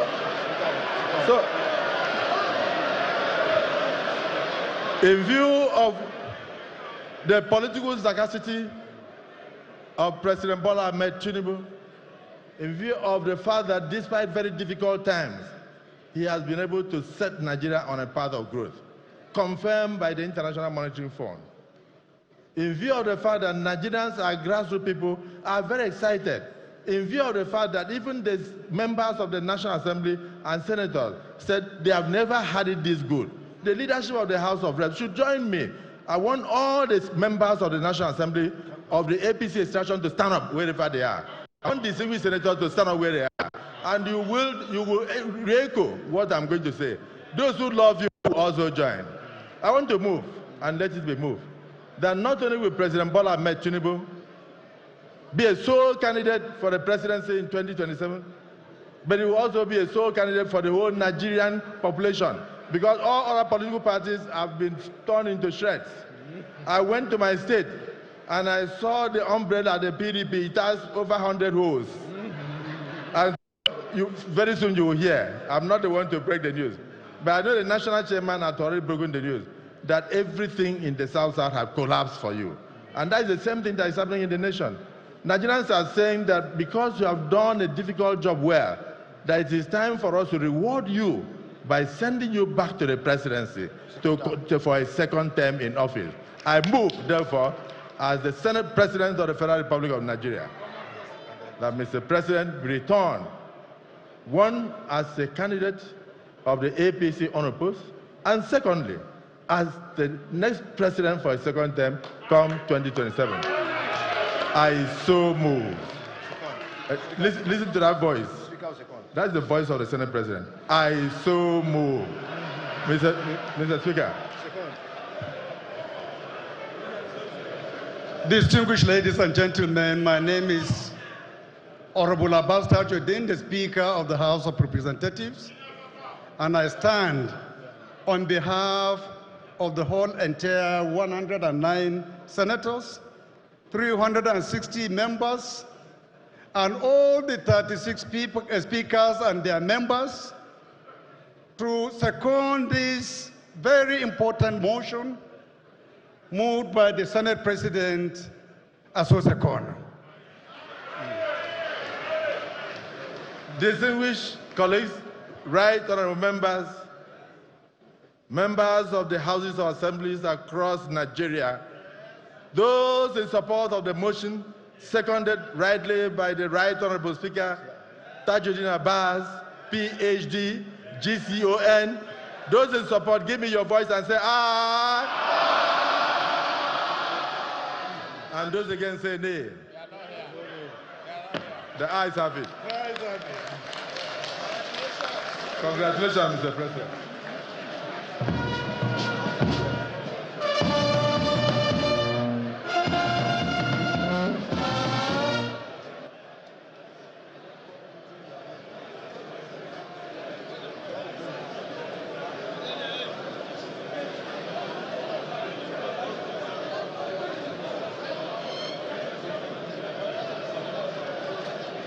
And it's time for a photo opportunity, a vote of confidence, first by the Progressive Governors Forum, and now by His Excellency the Senate President, seconded by His Excellency the Speaker, and all members of the National Assembly here present who have given a vote of confidence to His Excellency the President of the Federal Republic of Nigeria. At this point in time and the nation's political history, at a place, the banquet hall of the presidential villa, this 22nd of May 2025, at the APC National Summit with the theme Renewed Hope Agenda, the Journey So Far. Your Excellency, Mr. President, sir, Your Excellency, Mr. Vice President, Your Excellency, Chairman of the APC, distinguished party faithful, we know that if we decided that a book will be written, as a writer that I am, that there will be new words that have been carved out of the speech and goodwill message of His Excellency, the President of the Senate. So let us start from the beginning, because we now have political caterpillars in the room. After political caterpillars, we now have political sagacity. After political sagacity, we know that politics is a game of witchcraft. Mr. President of the Senate, sir, we have listened very closely to you. We also understand that there's the politics of leg crossing, and that Chief Olusegun Oshoba, His Excellency, at over 80, is able to cross his leg, and you are not able to cross your leg. We have noted, Your Excellency, sir, and we put it on record. Your Excellencies, distinguished ladies and gentlemen, please give another round of applause to His Excellency, the President of the Senate. Thank you very much indeed. Mr. President, lyrics and creativity are truly born in Nigeria. You see your children, our young songwriters and musicians, strutting their stuff and shutting down arenas from London to New York to all the African countries. They're closing down arenas that are sold out because Nigerian music is now a must-have across the world. Lyricist, performer, and well-known Nigerian musician of Northern extract, popular political singer, and a well-known official singer for the APC, a man with not just a movie flair, but a man that is well-respected in Kannywood, and a man made of music, born for music. Welcome, one of the musical stars of Nigeria, Dauda Adamu Kahutu, popularly known as Ra Ra Ra. As he makes his way to come and perform, we have heard him perform before on stage. We have seen him sing songs for the APC. We have watched him carry crowds along whenever he's performing. Please join me as we welcome on stage Ra Ra Ra. A round of applause for him.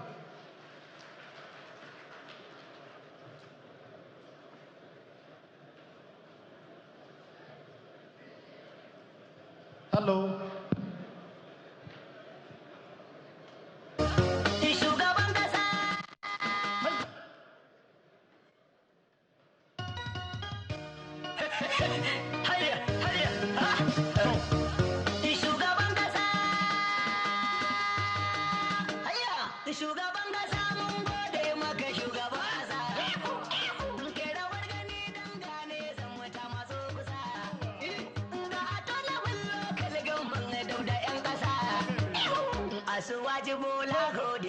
Shugaban kasa lamfada ka ciro kasa sargagiya dan aka kabe do damuwa arzikin mu zai ta kara a tafa wa oga bola mu gode wa oga bola mu miƙe mana sai bola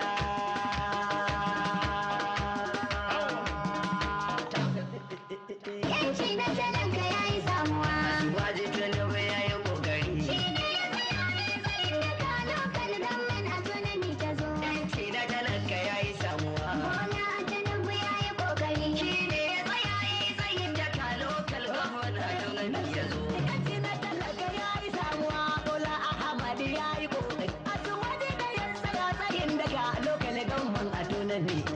Local gamban autonomy, tsantsar gyaran economy. Kowa zai je ya daudami, talaka ya daina yin gumi, malam ya gaji malami. To asu waje godiya muke, duk manufofin kamar ke, sarkin gyara baka nike. Kashi sanar ga haƙƙi na local gamban zabar harin gizo. Yanci na talaka ya yi samuwa. Asu waje Tinubu ya yi ƙoƙari. Shi ne ya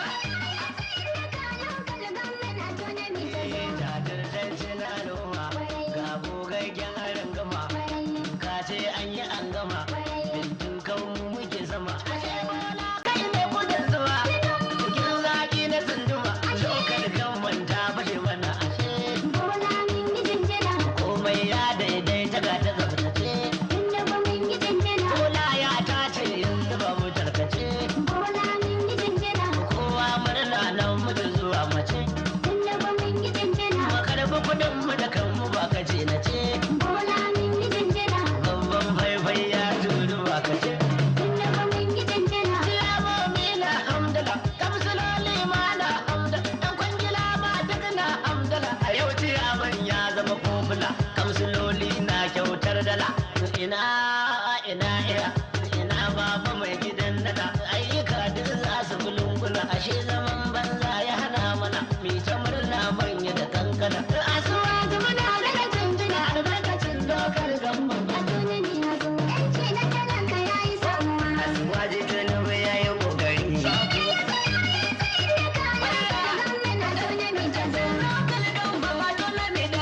akwai sauki yadda na gano kudi zai zagaya gida-gida a satani a ta yi kaɗan dano albarkar annabi Muhammadu.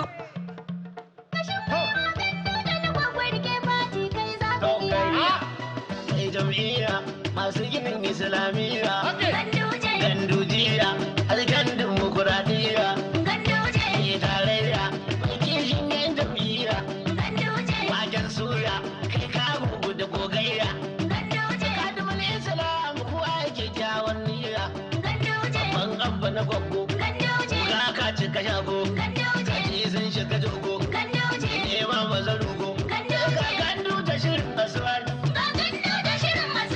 mai kwana da shirin yayi wani ga giwa da ya sallamu dandu su ban malin da'o da na gaske da kawo mai baya za mu rika gudu ba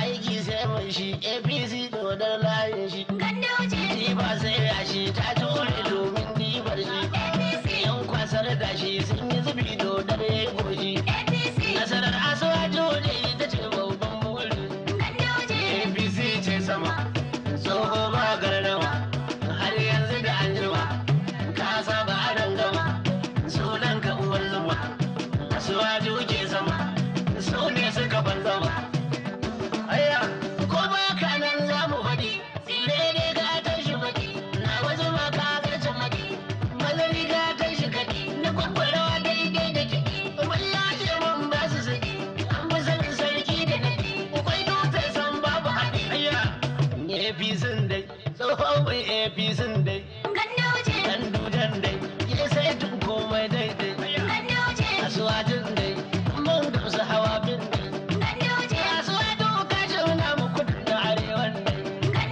sabon na auji ne malam nasir ne a hannu bakwai ne a tafa da amsa siyasa mu nausa na ta gyara baya zama barna in ka rike aikinka bola Tinubu manyar da sassabe mai kyau da batun yawa na gode ikon Allah sai kallo yaro ba ya bololo fasin yan kwallo za ku yi murna yan kallo bola hamar dan baiwa dan shi ba ya gaugawa kafafu domin tsaiwa in ka ji rukun sai tsawa turanci ko turawa gyara zaɓi dan kowa ba ma shakka duka ɗauka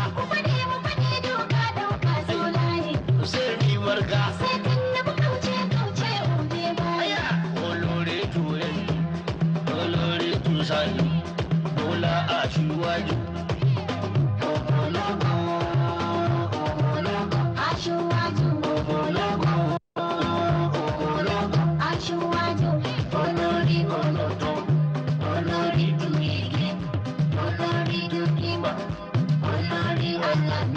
Aṣíwájú mi yanjú àwọn ọ̀nà tí ń dààmú. Aṣíwájú dùnú ṣe ọ̀nà tí níṣẹ́ dùnyí. Ìwé àwọn ọ̀nà tí ìwé àwọn aṣíwájú. Ìwé àwọn ẹlẹ́jì. Ìwé àwọn alábòsí. Olórí ìdí rere. Olórí tí ń ṣe rere. Olórí tó fi wá péré. Aṣíwájú tó dé wá péré. Ṣàgọ́bọ̀ tó dé wá péré. Yarabawa Hausawa. Na ce asuwa da tutayin mata. Wasu sun sau mota kanta. Asuwa tutayin mata. Ka biyo su jirgi mai mota. Asuwa tutayin mata. Da fito na kwarai baya tafta. Asuwa tutayin mata. Thank you very much. Iconic, vintage, creative, special. That's right here. Now can we put our hands together for him, ladies and gentlemen? Thank you. Thank you very much. Thank you.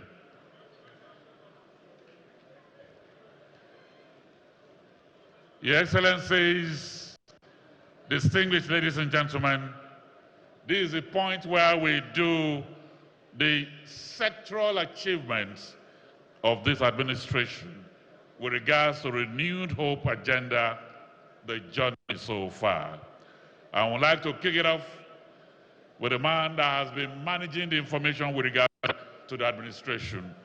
Let me welcome here the Honorable Minister of Information and National Orientation, Alhaji Mohammed Idris, to please step forward here to present some of the sectoral achievements of this amazing agenda.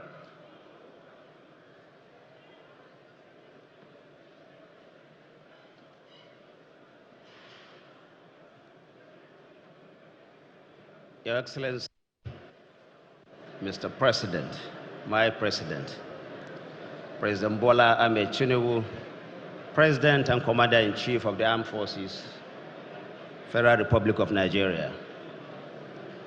Your Excellency, the Vice President, Senator Kashim Shettima, Your Excellency, the Senate President, Your Excellency, the Speaker of the House of Representatives, Your Excellencies, distinguished senators and members of the House of Representatives, Your Excellencies, all the governors here, and my colleagues in the Federal Executive Council. Your Excellency, the brief I got was that I will give an overview of what other ministers are going to talk about. But Your Excellency, it looks like my job is already done. After listening to the chairman of the Progressive Governors, His Excellency Governor Hope Uzodimma, after also listening to our own indefatigable Secretary to Government, after listening to the only one Senate President, Senator Godswill Akpabio, and then the Speaker of the House of Reps, it looks like everything that we're doing at the executive has actually been taken over by the subnationals and the members of the National Assembly, which is why we should all celebrate. As I was sitting down there, I was told, Your Excellency, that my job is over, I should just go home. But I have a duty to actually reel out some of those things that you have said, even at the risk of being repetitive. Your Excellency, we are here under the umbrella of our party, the APC.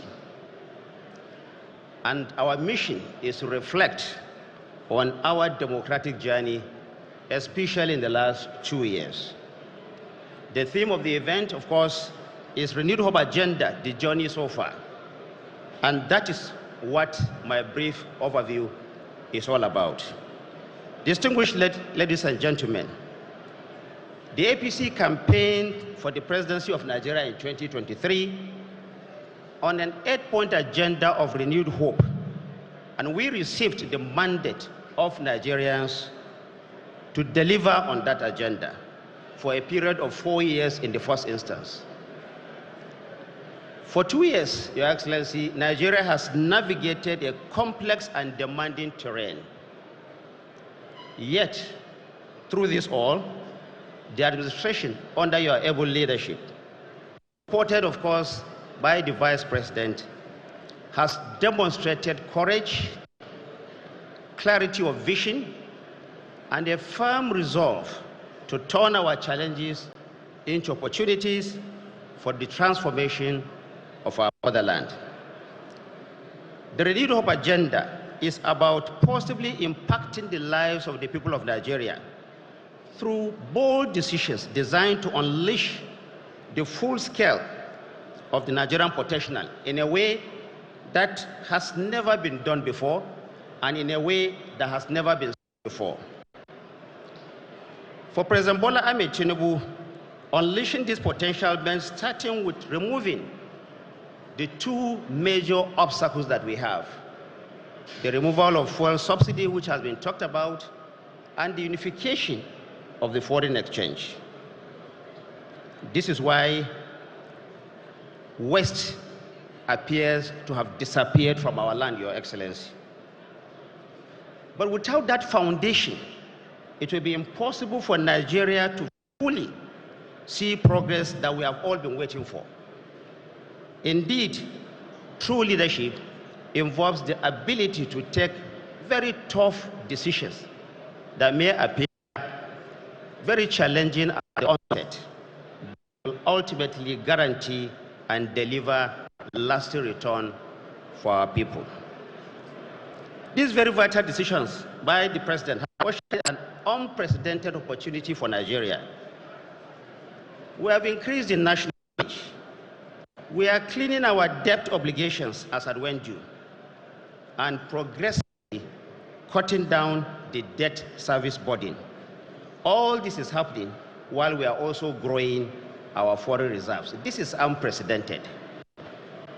States and local government, as has been mentioned by Governor Hope Uzodimma and other speakers, have seen a dramatic surge in their monthly revenues, allowing them the fiscal room to carry out more impactful projects for the benefit of our people.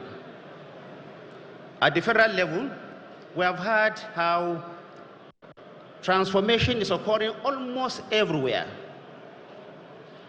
At the moment, there are 4 legacy structures happening, 4 legacy projects: the Lagos-Calabar Highway, the Sokoto-Badagry Superhighway, the Calabar-Abuja Highway Superhighway, the Akwanga-Jos Bauchi-Gombe Highway are all just not connecting Nigerians by road. They are not just mere arteries. They are also a statement of the unbinding faith that unity can be achieved in this country. Now, this is happening alongside the over 260 palliative roads that have been constructed by the Ministry of Works and the over 404 other road projects that are also being constructed all over the country. Your Excellency, another flagship project that is driving regional integration is the Kano-Kaduna Standard Gauge Railway. This vital corridor is a key component of the Lagos-Kano Railway Modernization Plan, and it is being delivered as a priority project of the Tinubu administration to deliver dividends of democracy to our people. To support the growing digital economy and to drive 21st century innovation, the federal government is also undertaking the deployment of over 90,000 kilometers of fiber optic cable across the length and breadth of this country. This unprecedented scale of broadband infrastructure will not only bridge Nigeria's digital divide, but will also support the smart governance that we all crave for, attract digital investment, and enable secure e-service in education, in healthcare, in commerce, etc., etc. Your Excellency, there is also an ongoing revolution in the identity and immigration management under the Renewed Hope agenda through the provision of the state-of-the-art command and control center and the world-class data center, which now underpins Nigeria's border security architecture. Passport backlogs are being cleared, and the new contactless passport system allows renewals to be completed in just minutes. Your Excellencies, distinguished ladies and gentlemen, the APC-led federal government has also taken deliberate steps to reposition our solid mineral sector as a viable alternative to oil. This is being done by streamlining the regulatory framework, improving security, and enhancing data availability through geopolitical mapping, etc. There is also a massive investment in the oil and gas investment that have long stalled and are now taken off with a new focus of making Nigeria a global energy hub. Only this morning, the President and Commander-in-Chief inaugurated the board of the NNPC, and we have heard it from all over the world that this is the first time that the NNPC is having a board that is truly professional, that also has the capacity to turn around our energy sector for the good. In the security sector, you can see our armed forces are doing so much. I know that the National Security Advisor is going to dwell much on this, but let me say that our armed forces are busy every day. As of today, they have rescued over 10,000 hostages. They have eliminated over 13,000 criminal elements, including commanders of the so-called Boko Haram and other insurgents. Our security and intelligence forces have received marching orders by Mr. President, and every support is being given to them to ensure that they secure our land. Of course, this is still work in progress. It is not something that we can achieve overnight because it didn't happen one day. Another unprecedented innovation of the presidential administration is the creation of the Ministry of Livestock Development in 2024. This ministry alone has the potential to bring in 33 trillion naira and also has the capacity to double our GDP in this country. This is unprecedented. It is the first time that any administration is embarking on this kind of project. Equally transformative is the creation of the Ministry for Regional Development. All the 6 regional development commissions have been brought under one ministry to ensure that we have a renewed focus and to also answer all the yearnings and aspirations of all the nooks and crannies of this country. Let me reiterate, Your Excellency, that no sector has been left behind in building and exercising the renewed hope influence in Nigeria. I would like to point out that at the end of every program and policy of President Bola Ahmed Tinubu is the ordinary Nigerian whose life is being impacted on a daily basis. He is a Nigerian who is craving to enjoy equitable access to personal and business financing. A Nigerian that is seeing a decline in food pricing. A Nigerian that is now also for the first time beginning to see the CNG work for him, therefore paying less for transportation. It is also the Nigerian who, before now, is unable to pay the school fees of his son or daughter. Let us pay attention to this. 600,000 of our pupils who ordinarily will be roaming about the street are now having the opportunity to go to school. Their tuition is being paid, but also monies are being put into their pockets to ensure that they not just enroll in school, but are also kept in schools. This is unprecedented, and we need to salute this administration for that. There are beneficiaries of the Tinubu administration's project in every corner of this country, across every ethnic group, every language, every religion, at whatever age and gender. All that matters to the administration of President Bola Ahmed Tinubu is that you are a Nigerian. Democracy is about serving the people and improving their lives, and this is what the president is used to doing. He has done that in Lagos. He has done that also in his personal capacity as a normal citizen. Now he is doing that as the president of our great country. As we approach the second anniversary of this administration, we have yet another opportunity to reflect on this journey, we must not shy away from also singing praises. We have to talk about what we have done. We know that this is still work in progress. It is not possible to have finished a mandate of 4 years in 2 years, but we are on a journey to the prosperity that Mr. President has promised Nigerians. We must ensure that we give the support to the president, and in his own words, we have to creatively hand over to our children a banner that is without stain, so that collectively Nigeria can be better off for it. I want to say this on the soft side. This is a president that we have, the president without a cabal. This is a president who is the president of his own. Anybody that thinks that the president has a cabal, you need to study the president very well. You can have your voice, you can say what you want to say, he will listen to you, but the decision is ultimately his own. I think it is important for us to recognize all that.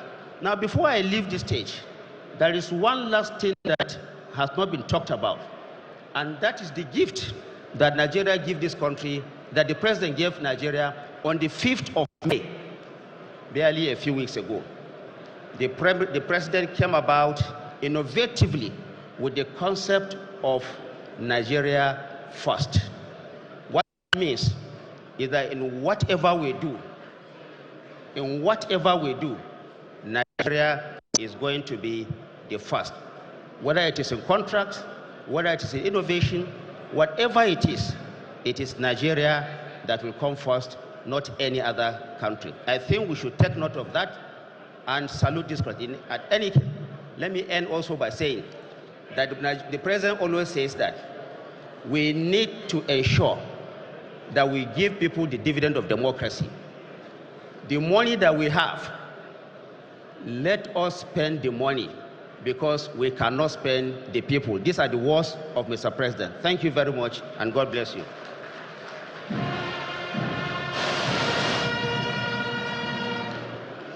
Thank you very much, Honorable Minister of Information. Let me please appeal to the next speakers. We have 3 minutes for each of the sectoral presentations. 3 minutes.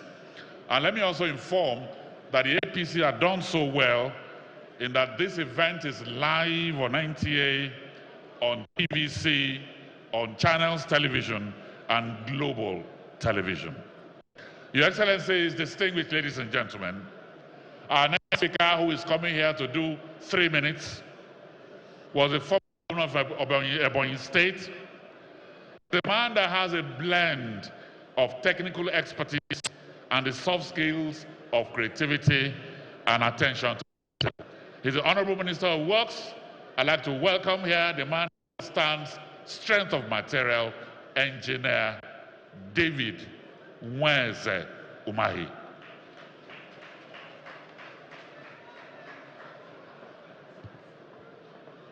Your Excellency, Mr. President, Your Excellency, the Vice President, our dear National Chairman, our leaders, my dear brothers and sisters, standing on protocol in place, I feel very delighted, and it's an honor to me to present 2-year scorecards of a man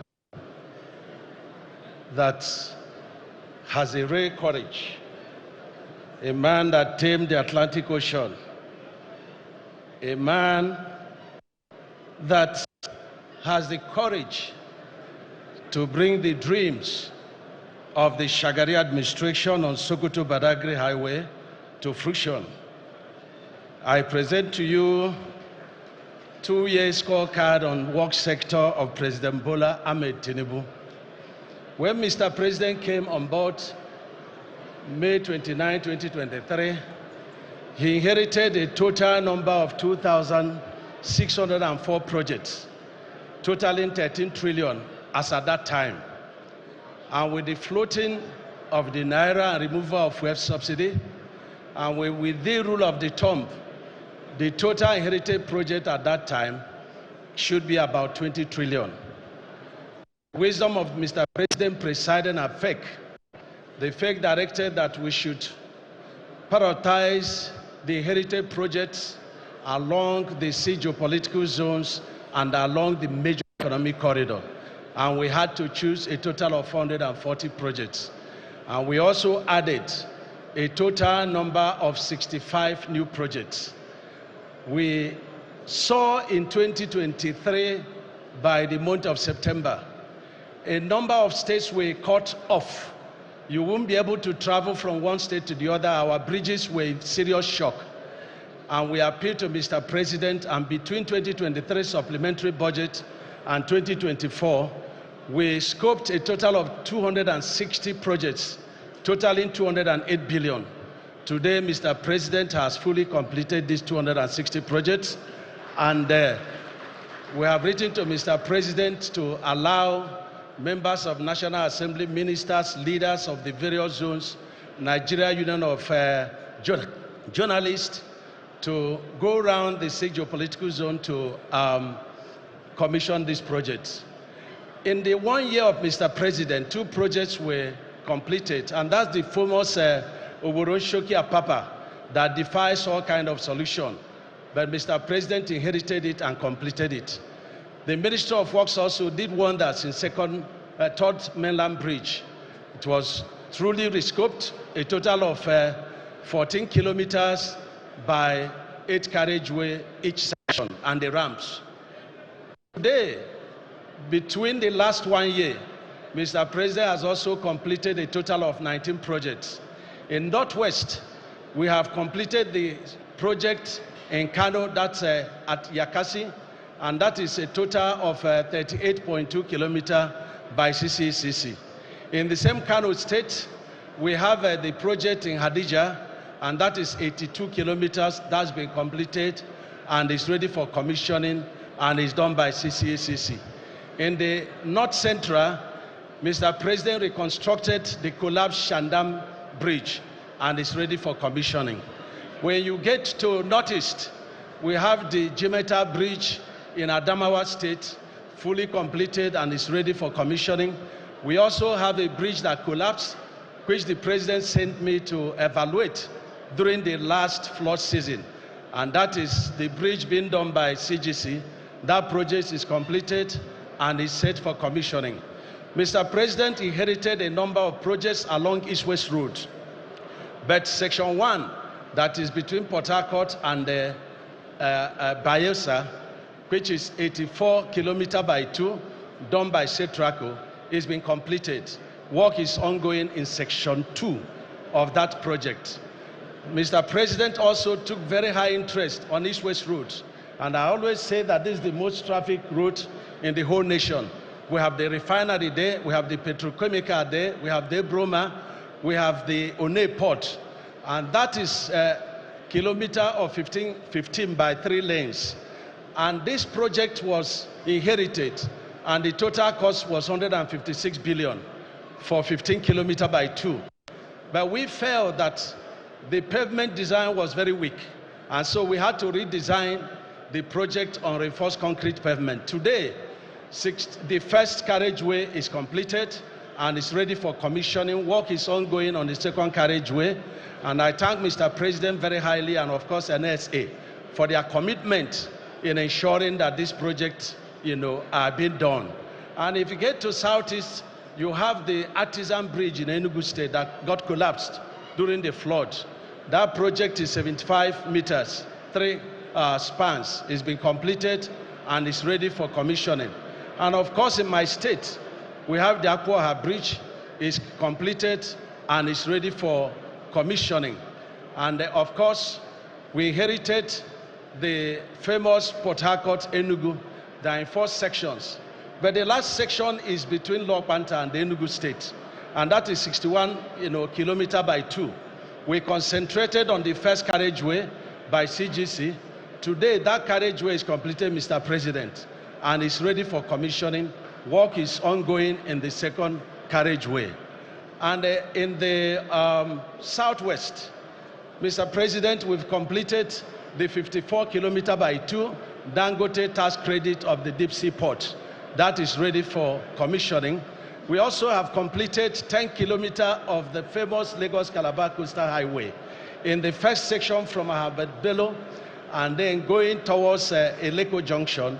20 kilometers is completed by 6 lanes, and it is there for commissioning, Mr. President, and 10 kilometers has been completed at the section of 37.47 going to the end of the first section, which is 47.47.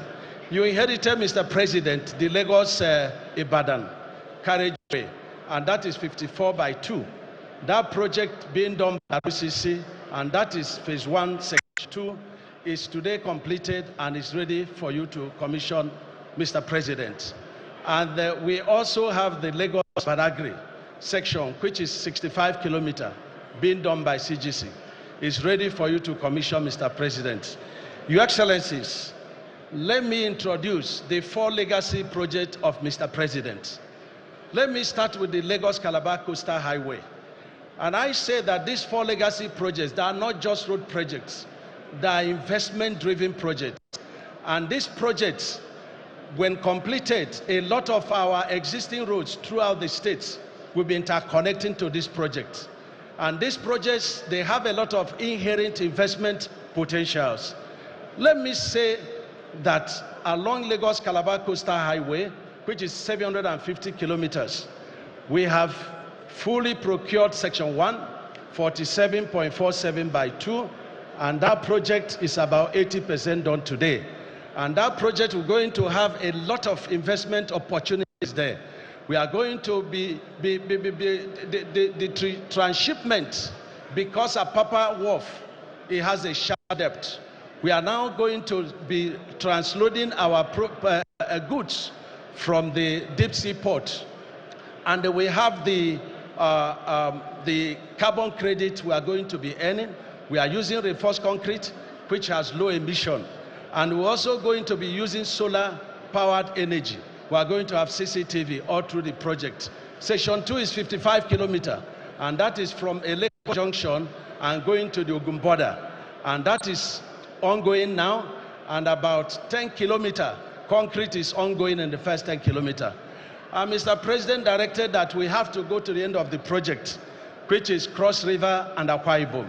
And today we have procured 65 kilometers, which we call 3A and 3B. 27 kilometers in Cross River and the rest in Akwa Ibom. Work is ongoing, and I can say that before the end of June, 10 kilometers would have been fully completed in that section. I'm very proud of what High Tech is doing. We had to evaluate their equipment, and I went with the National Assembly, and I commend the National Assembly, House of Rep, and Senate for their diligence and commitment in seeing these projects. And after seeing this, equipment, everyone is saying High Tech must do their job. Mr. President, the Shagari administration dreamt about Badagry-Sokoto Highway, but you came and you turned it to the Sokoto-Badagry, and that is a total of 1,068 kilometers. And you insisted that it has to be constructed on concrete pavement. Today, we have procured 258 kilometers by 2, and that is in KB axis. The first carriageway of 3 lanes by 258 kilometers is costing us 928 billion, and you have also paid the 30%. Work is ongoing, and 10 kilometers is almost ready for commissioning, if you like, Mr. President. At the Sokoto axis, I remember you directed me to go to Ilela. He said they gave you a lot of votes, and the governor of Sokoto is very happy. And so we went there. It's a total of 120 kilometers. And with your commitment and the efforts of National Security Advisor, we've been able to overcome the security challenges, and work is ongoing there. The second carriageways of KB and Sokoto is under procurement. And we have started to look at the procurement at the Badagry going to Gunaxis. We have a number of challenges there, sir. And when I told you, sir, we have challenges for you to see, you say to me, Minister, go and solve it.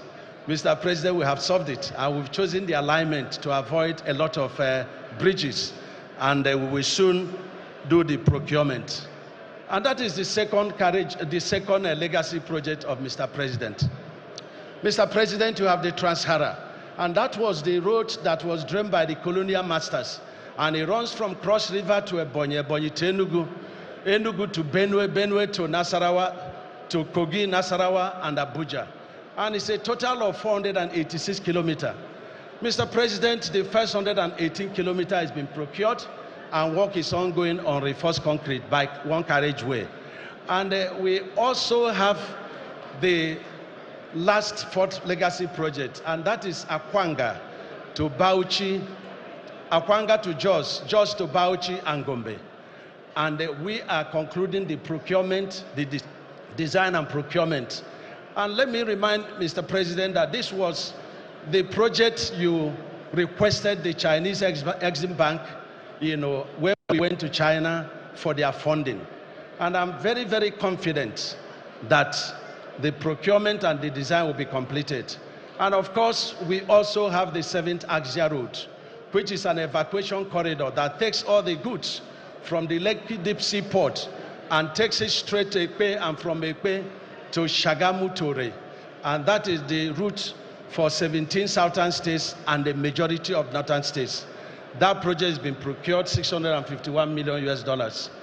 And Mr. President, we have a number of very major projects that are ongoing in the SIG geopolitical zone. If you look at the northwest, and I told the chairman of the party that he has the greatest beneficiary of road and bridges infrastructure by Mr. President, maybe because he's the national chairman. Mr. President, we inherited the 350 kilometers of Abuja to Kaduna to Zaria to Kano. And at the time we inherited it, a total of 480 kilometers was completed by Julius Berger. After we did 14 months negotiation with Berger, they could not accept. We had to terminate Julius Berger. And then we now section the project, section 1 and 3, a total of 118 kilometers was procured on reinforced concrete pavement for 252 billion. Mr. President, 5 kilometers on reinforced concrete is being achieved on that section. And section, which is in Kaduna, is 164 kilometers, which is 82 kilometers by 2, is being procured, and that is 525 billion. Mr. President, you have approved in FEC, and the work is ongoing in that section. We also have the Kano Northern Bypass, we have the Kaduna Eastern Bypass, we have the Malando in Kebbi State, we have the Sokoto. Mr. President, Sokoto to Kaduna is very, very important. You inherited this project. It's 375 kilometers by 2, which is 750 kilometers. And that is Sokoto, you get to Zamfara. And from Zamfara, you get to Katsina, and from Katsina, you get to Kaduna. 4 contractors are on that project. You have the Sokoto axis. Job is ongoing at the Sokoto axis by CBC, and that's reinforced concrete. You get to Zamfara, that's Setraco that is working. You get to Katsina, that is tractor, and you get to Kaduna, and that is mother cart. Work is ongoing. We also have the Zaria to Hunkui, which is 3 sections, 201 kilometers. That has been awarded, and work is ongoing. Time will fail me, Mr. President, to tell you all the projects that are there.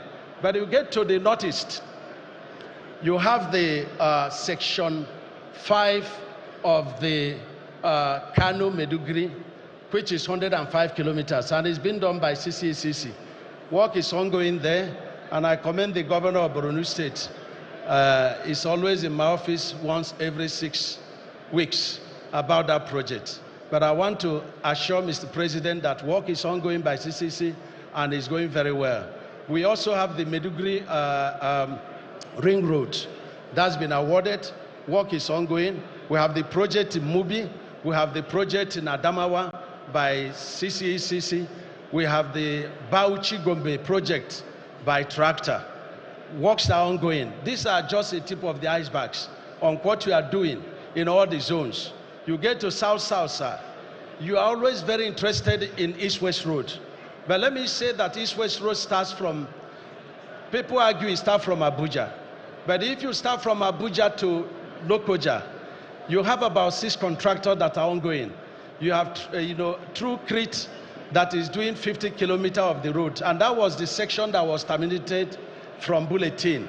Reinforced concrete is ongoing. I'm very happy with what is happening in social media. People are commending you very highly for the quality of work going there. You have another 86 kilometers that was terminated from Jito, and work is ongoing there. Ebele, if people don't hear their projects, they will crucify me. Give me another 5 minutes and I'll be okay. Mr. President, we have the 22 kilometer. Those who ply that road will bear me witness. There's a lot of folding of the completed, asphalt job, and that is being redone by JRB. But from Lokoja down to Kene, you have 2 projects that are ongoing there, about 59 kilometers by 2 carriageway, being done by CGC, and there is a flyover there, and work is ongoing. And then from Okene down to Bini Town, Mr. President, we have 4 contractors there. We have CCECC that is on that road. We have CBC, we have BUA, we have also the tractor that is on that section. Work is ongoing in this section down to Benin. And from Benin down to Warri, we have very terrible terrain. And when we came on board, we decided to redesign the project on reinforced concrete. Today, we have Guild, have Levant at the beginning. And I want to thank the governor of Edo State, because there is a particular section, a total of 23 kilometers, that is so terrible. And with funding challenges, I appeal to him to take off that 23 kilometers from us. And he did, for a total cost of 35 billion. And so he has engaged CBC to do that section. But the other section is being done by Levant. And the second section is done by Guild. And the third section is done by SKCC. And these are NAMPC funding projects. I'm afraid that the allocation from NAMPC will not complete. So I'll be coming to Mr. President when the funds are exhausted.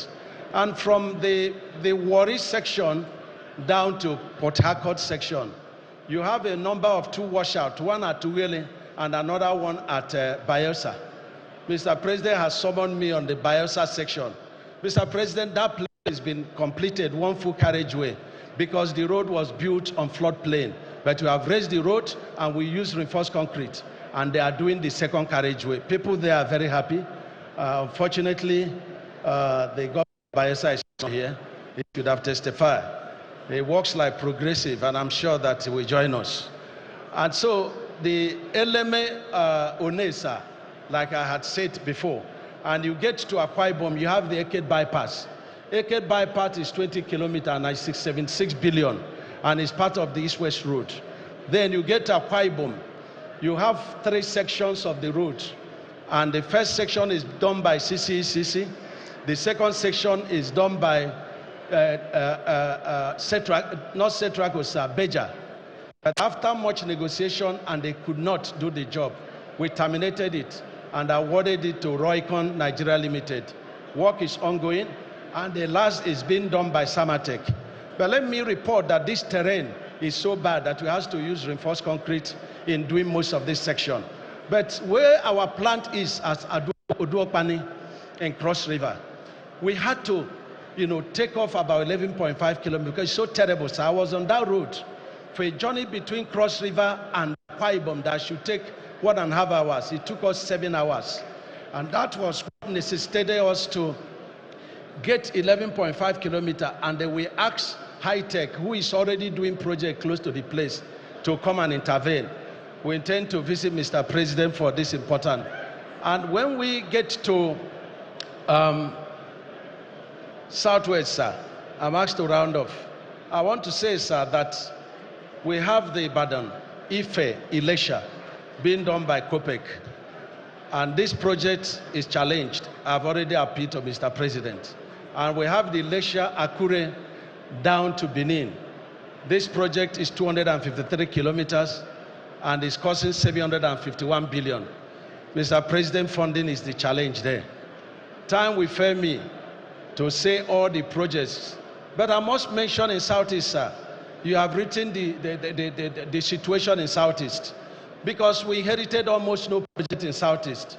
But today we have the Owerri, down to Onisha Owerri, down to Aba, is ongoing. We have the Enugu, to Onisha by CBC and MTN. That project is ongoing. We have project from Enugu to Abakaliki. That project is ongoing. The second Niger bridge, both for Delta and Anambra State, the projects are ongoing. Mr. President, we may have challenges, but I have to commend you very highly, sir, because you are a man that understands that is the work sector that grows the GDP of any nation, upon which other sectors will grow from. I commend you, sir, for the support you've given to us. If Wale can assist us and give us more money, I assure you, sir, that you will have over 50 projects to commission by December. I am privileged to work under you. You are a great man, and I commend you very highly, and I say congratulations, Mr. President. Thank you, sir.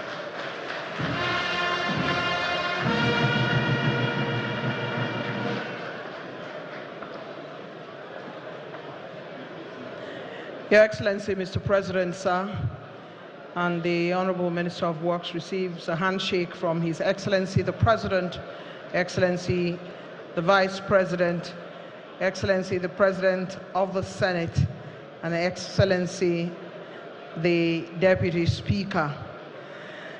Your Excellency, Mr. President, sir, what you heard from Engineer David Umahi is a scorecard of his ministry, pretty much the statistics and the bolts and nuts that makes that ministry work.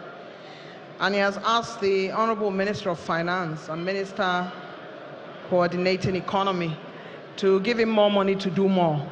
But we have heard his projects, and I'd like us to please give the Honorable Minister a round of applause. Thank you very much. It is works that grows the GDP of any country. And that's an important comment coming from the last speaker. It's now my pleasure to invite to the podium the Coordinating Minister of Health and Social Welfare, Honorable Ali Pate.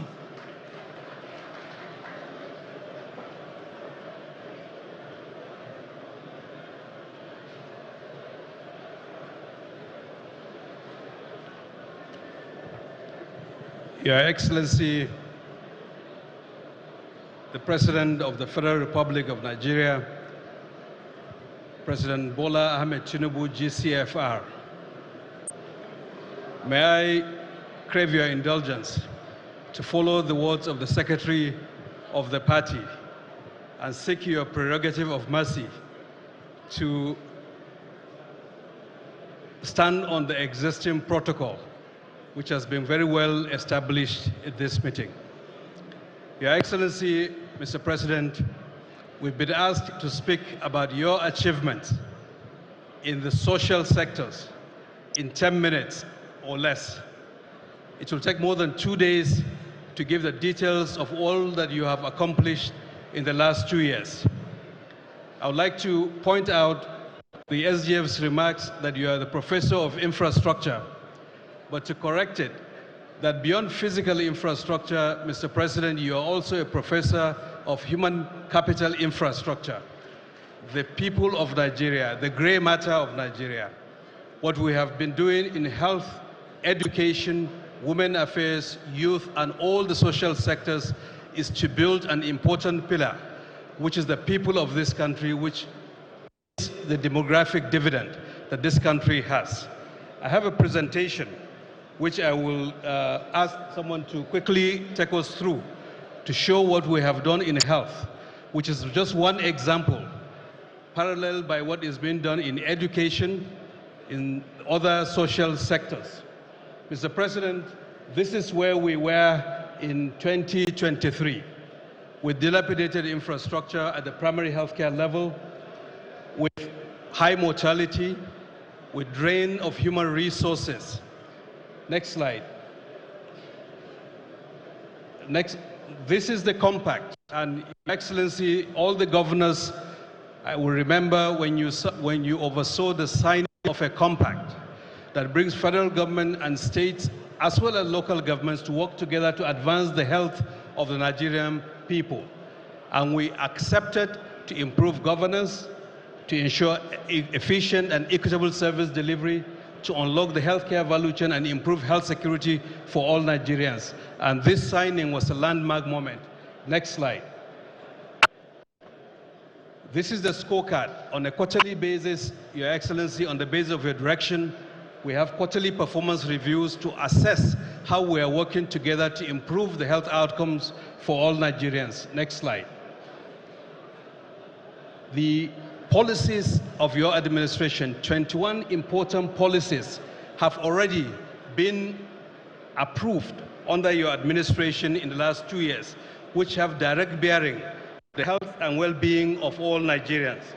Mr. President, these policies range from those that are reproductive, maternal, newborn and child health, the value chain, maternal health, the infrastructural management, food safety, and other arenas. Next slide. This is a representation of the more than 1,000 primary healthcare centers already revitalized by your administration in the last 2 years. And there are 5,500 in various stages of being revitalized all over Nigeria. The map shows the distribution of 8,800 primary healthcare centers by states, where the federal government, through the Basic Healthcare Provision Fund, on a quarterly basis, advances funds for drugs, for human resources, and for running of those primary healthcare centers.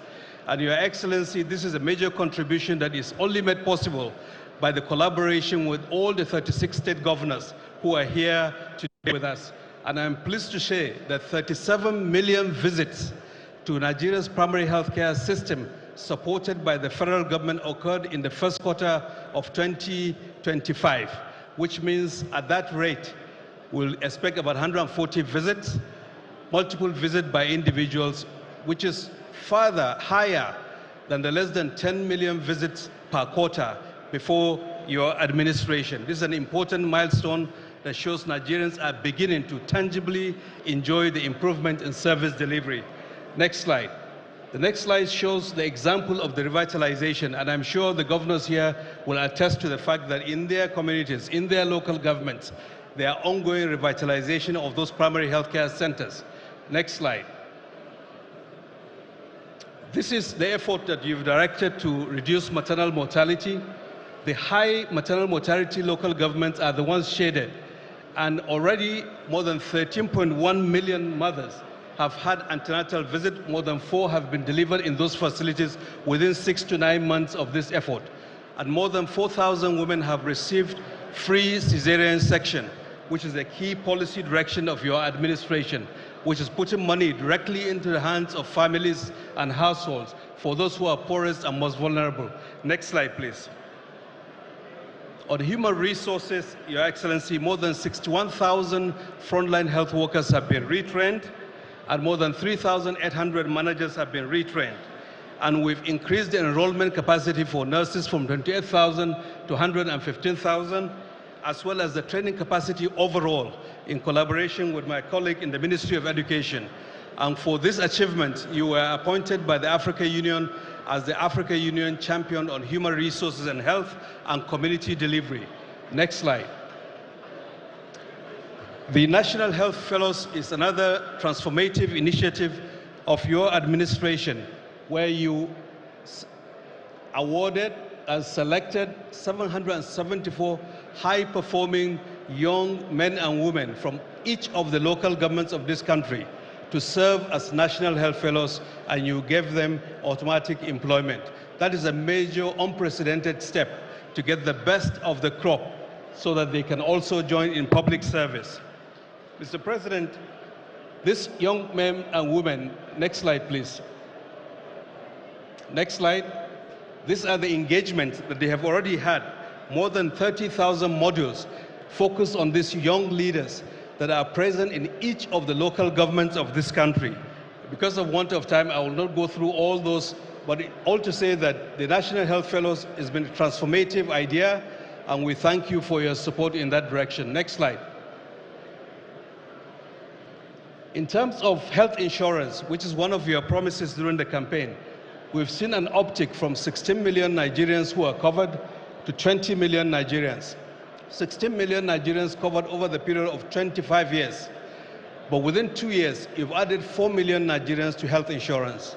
Again, thanks to the effort of the federal government, but also the state governors who have also contributed in their respective states. Fistula centers for women who have complications, thousands of women have been repaired, and more than 20 million Nigerians, of course, have been enrolled. Next slide, please.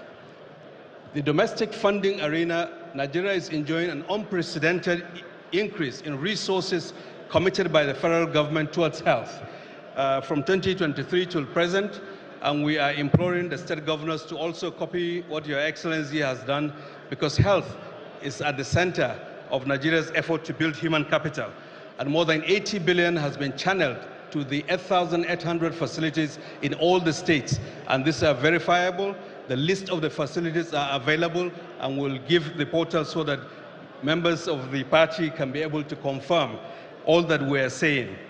And we've mobilized under your leadership $3.4 billion for the Health Sector Renewal Investment Initiative. The next slide shows the distribution of those resources, pooled, non-pooled, the Basic Healthcare Provision Fund, the HOPE program, as well as other philanthropic entities that have raised capital to invest behind your vision. These are tangible achievements of your administration.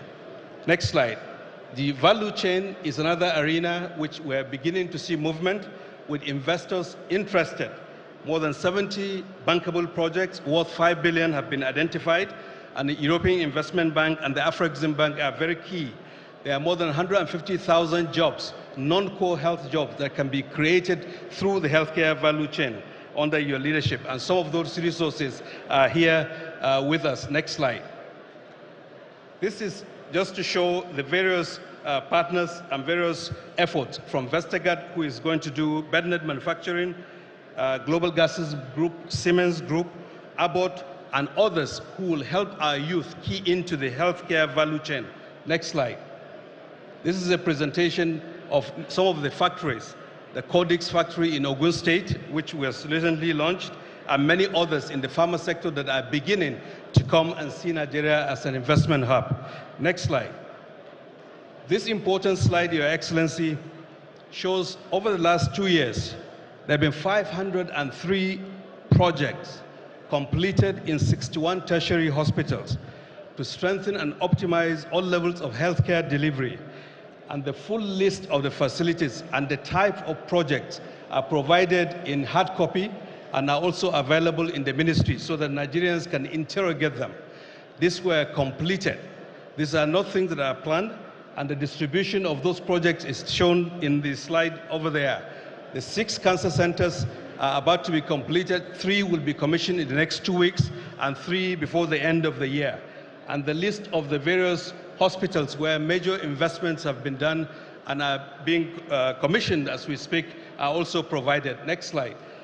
This is to show some of the major infrastructural projects that we're beginning to put to use for Nigerians. A major transformation in the health sector arena under your leadership. Next slide. On health security, we've seen tremendous uptake on immunization. Nigeria has one of the highest coverage of human papillomavirus vaccines, routine vaccines, protecting our children, our women, and our population. An important pillar of health security, which is an important pillar of your agenda. Next slide. This slide captures the issues we've dealt with under your leadership, from polio eradication to diphtheria, which we found in 2003, 405,000 folks with TB, 94% treatment rate. This is saluted globally. More than 20 million bed nets distributed, controlling various outbreaks, Mpox, the meningitis conjugate vaccine, Nigeria being the first country to introduce it, and 48 renewed hope medical outreach missions all over Nigeria that are touching the lives of Nigerians all over our country. Next slide. Mr. President, on your direction, we are also prioritizing citizens' voices. Understand what do Nigerians want and how do we key in, how do we respond to their needs. We've conducted 2 surveys, 2023 and 2024, to assess the perspective of Nigerians. 37% had confidence in 2023, 54% within 1 year of your administration. Those who have sought services have also increased, and we've engaged with our community members all over this country. So the bold journey of this administration has just begun. And the final slide summarizes that our efforts under your leadership requires support by all levels of government, and for us to deepen the reforms and continue to scale it. And Nigeria's journey to greatness has begun. Generations to come will cherish the sacrifices and efforts of Mr. President in charting a new trajectory. Thank you, and may God bless all of us. The hard copy of this presentation with the details of each hospital, each primary healthcare center, the equipment is available and will be distributed, and is also available online so that folks who want to verify can actually verify the tangible results of this administration. Thank you, Your Excellency. Thank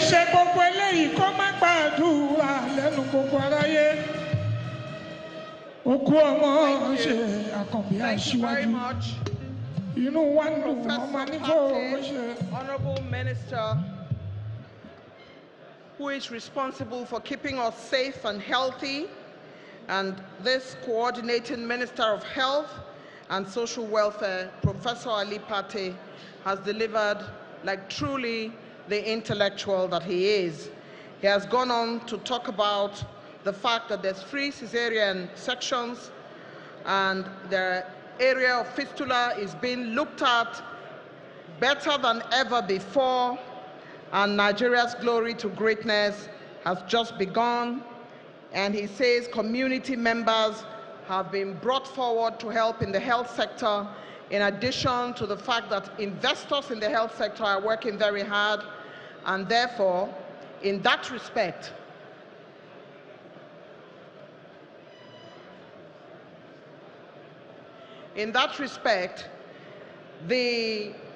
there would be 150,000 jobs created by the investment in health. At this point, Your Excellencies, distinguished ladies and gentlemen, we would now invite the gentleman called Ebere Young, who has information concerning the National Security Advisor, who would be speaking next. Ebere, can you step forward, please?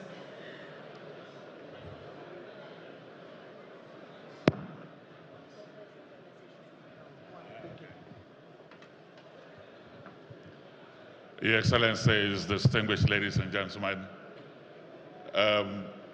we shall be inviting the National Security Advisor, Malam Nuhu Ribadu.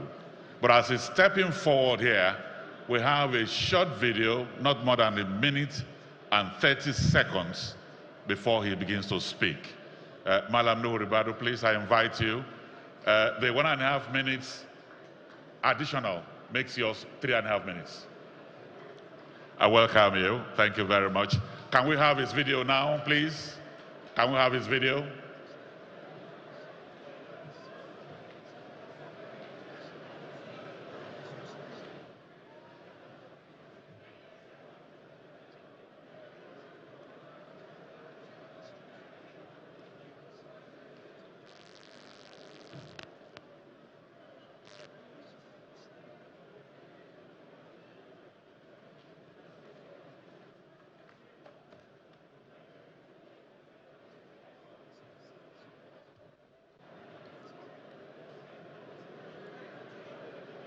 You have problem. Volume, yeah.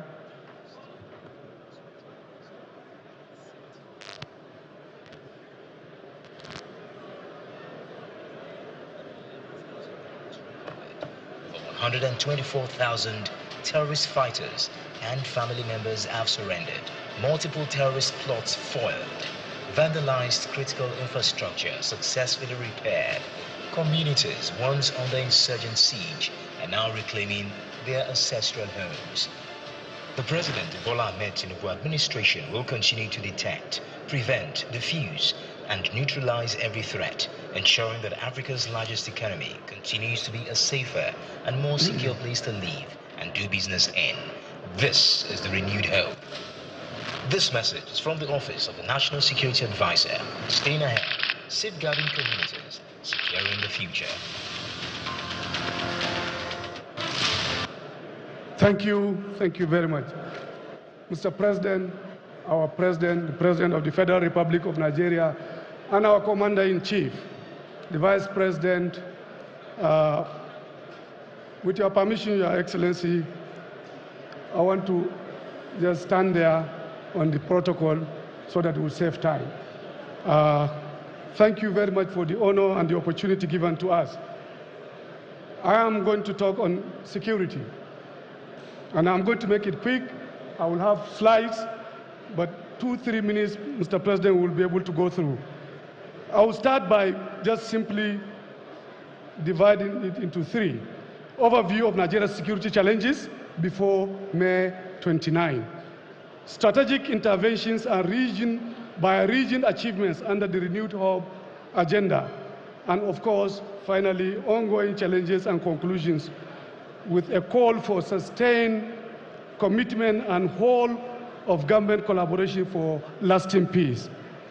Mr. President, in order to appreciate where we are today, it is important to look at where we were before May 29.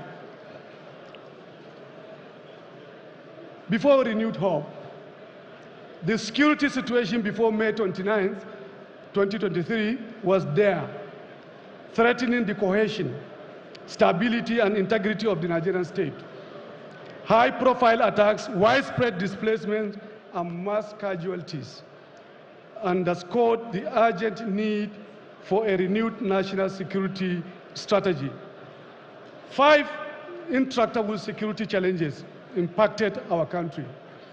They are Boko Haram, ISWAP, the jihadis, banditry and kidnapping in the northwest, separatist agitations in the southeast, Niger Delta, and communal conflicts, including herder-farmer clashes, especially in the north central. Your Excellency, Boko Haram insurgency. Before 2023, over 35,000 people were killed, according to estimates, official, and various conflict monitoring sources. Banditry, over 12,000, 1 million displaced, and 1 million children out of school by October 2021. In 2022, Your Excellency, high-profile bandits, notable incidents including the Kaduna train attack, the attack on the gas battalion, Owo Catholic Church attack, and the Kuje prison attack or break. Mr. President, those are the things that were happening before 2023. Kaduna State alone in 2021, Mr. President, alone, government data reported 1,192 people were killed, 3,348 kidnapped, only in Kaduna and in just 1 year before you came in. In Benue and Plateau states before May 2023, violent conflicts caused thousands of deaths, over 5,000 in Benue alone, according to Benue State Emergency Management Agency data, and hundreds in Plateau State, resulting in massive displacements and widespread destructions. In the Southeast, Your Excellency, between October 2020 and June 2021, IPOB, ESN murderous attacks destroyed 164 police stations, killed 128 policemen, injured 144, destroyed 628 vehicles, carried out 3 prison breaks, including the Owerri facility where 1,841 inmates escaped, and attacked the Immigration Service headquarters in Umuahia. In the Niger Delta, unrest was primarily linked to economic sabotage and oil theft, with crude oil production brought down to about 1 million, sometimes less, barrels per day before May 29. And Mr. President, this is what you have inherited. It's very important to reflect and see where we were coming. And you came in as a commander-in-chief, and you led from the front, and you directed, and we went to work, all of us. Since then, Mr. President, I will report one after the other, the 5 areas that we spoke. Northwest, the last 2 years is watershed, indeed, in the fight against banditry. 11,250 hostages on record freed. A decline, we started witnessing the decline in abductions. Decisive blows to top warlords. The Kachallas, Ali Kachalla, Boderi, Halilu Sububu, Dangote, Isu Yellow, Damuna, Buhari, all of them have met their creators. Targeting the operational core, over 50 of such leaders were eliminated. Over 70 of their deputies, commanders, and hundreds of foot soldiers neutralized. 35 of the warlords, as part of our non-kinetic approach, which we call the Kaduna model. And the government has designed a new process called Operation Safe Corridor Northwest to receive repentant bandits. The Kaduna State Governor is here. He participated fully, and we appreciate that. In the Northeast, Mr. President, where it all started over 20 years ago, the Boko Haram, the jihadis, over 13,543 terrorists and criminals neutralized since you came in. Over 124,408 Boko Haram ISWAP fighters and family members surrendered. Over 11,118 weapons recovered and destroyed. 252,596 rounds of assorted ammunition recovered and destroyed just in Borno State. Ongoing operations in the Timbuktu Triangle, Tumbu Islands, and other enclaves. Mr. President, their days are numbered, the remaining those who are here. Community resettlement and economic recovery is in progress. And we have literally, because we do not talk much, because of the nature of the work we are doing, most of these things have not been made public. That's why we are taking our time to use this opportunity to bring the facts and figures so that people will know. In the Niger Delta, Your Excellency, production rose to average of 1.8 million barrels in 2025. At the time when you came, it was less than 1 million. Now we are talking about 1.8 million. Pipelines are green. We used to have what we call green and red. When you have green, it's a flow. Red, it means interruption. Now, consistently, we've been having more green than ever before.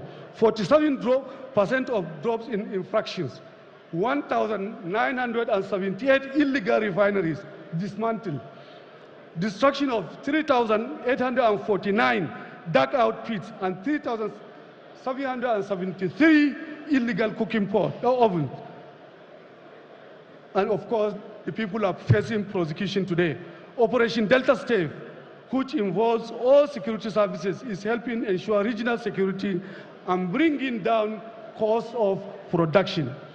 All production will soon, Your Excellency, resume in Ogoniland after over 30 years, to close a dark chapter in our history after a productive engagement and with the community.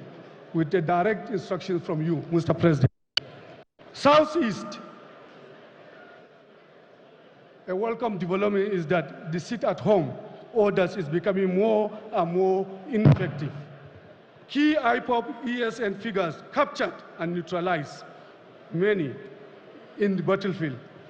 Over 50 police stations and many police posts are back in business. Attacks on security forces significantly reduced. Social and economic activities are normalizing. This can be testified by anyone who will visit the Southeast today. Thanks to the work you have done, Mr. President. Strengthening cybersecurity, the Binance case that led to a significant loss to our economy made us to focus on cracking down on criminal activities on cryptocurrency platforms. Many suspicious accounts linked to terrorism, banditry, and separationist activists were closed, and indeed, most of them are today facing criminal trials. A new critical national information infrastructure protection plan has been approved by you and has now been in full implementation. A more effective counterintelligence and strategic support for the threat mitigation and national defense is in place. National digital forensic laboratory activities supporting military and enforcement investigators are ongoing. Mr. President, going forward, in summary, despite our effort, Mr. President, and your leadership, and the progress we are meeting some challenges. We are ready to admit that. And it is there, especially in the context of global threat and sub-regional challenges and tensions. For example, what is happening in Borno today, if one looks at what is going on, most of the countries on our top have all fallen to the jihadists. Niger lost democracy. Chad is almost there. Sudan, Burkina Faso, Mali, but we are standing. The same threat that is ongoing is what is facing us. But what matters is our ability to confront and stand and face it. Global threats, cyber crime, terrorism, organized crime, Sahel instability, like I said, Mali, Chad Basin, Iswa, Boko Haram, climate and arms flow exacerbating national regional security. Summary of the challenges, Mr. President, I've talked a bit about it, but this is the picture of what is going on in our country, in the countries who are neighboring us. Most of them are almost on their knees as a result of these evil people who are threatening literally the entire Sahel of our region. As I round up, let me reiterate that significant gains have been recorded in addressing Nigeria's complex security landscape since May 2023. May 29, 2023. We have enhanced security operations, better intelligence gathering, and targeted interventions have been stabilizing key hotspots and reducing casualties. Your Excellency, it is important to state that inclusive economic growth through infrastructure development and responsive governance are critical enablers of long-term peace and stability.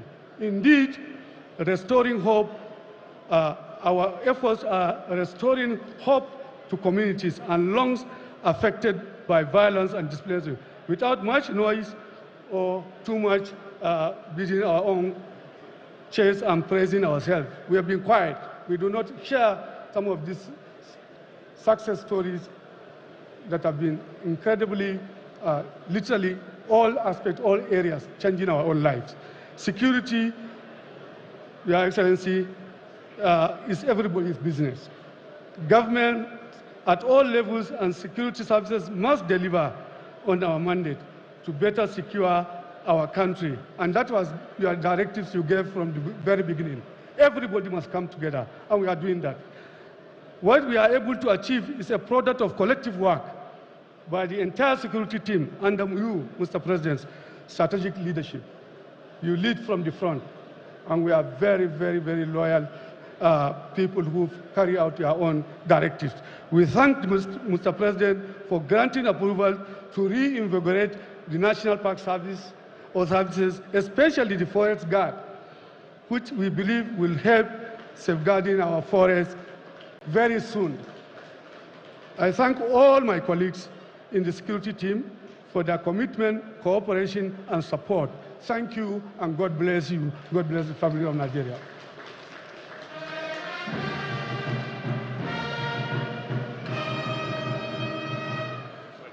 It's good, eh? Thank you. Thank you very much. Can we appreciate our National Security Advisor as he steps out now? Thank you. Thank you very much. Your Excellencies, distinguished ladies and gentlemen, it's now time for us to shift our legs a little bit and listen to a man that started singing at the age of 8. By 15, he was already winning awards. He has taken Fuji music to virtually all over the world, and he is indeed the authentic king of Fuji music. The Mayegun of Yoruba land, the Olori Omoba Akile of Ijebu land. K1 the ultimate for 5 minutes. Over to you.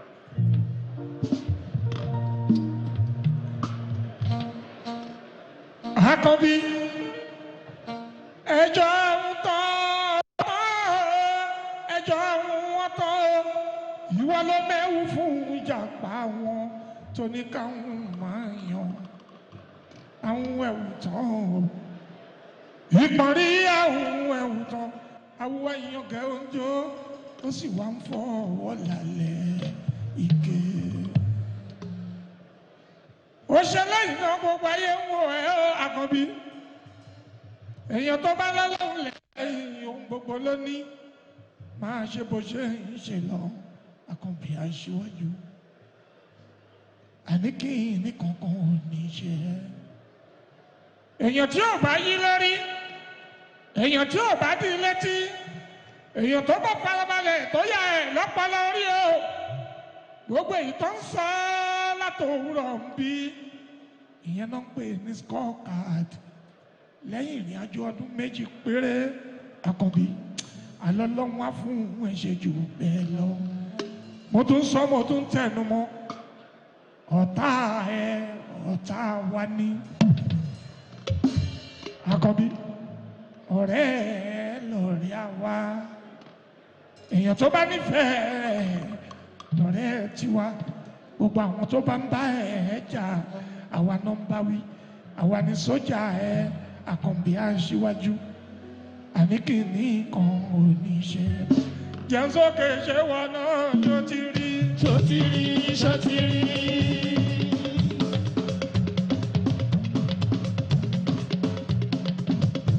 Àkànbí ẹ̀rẹ́.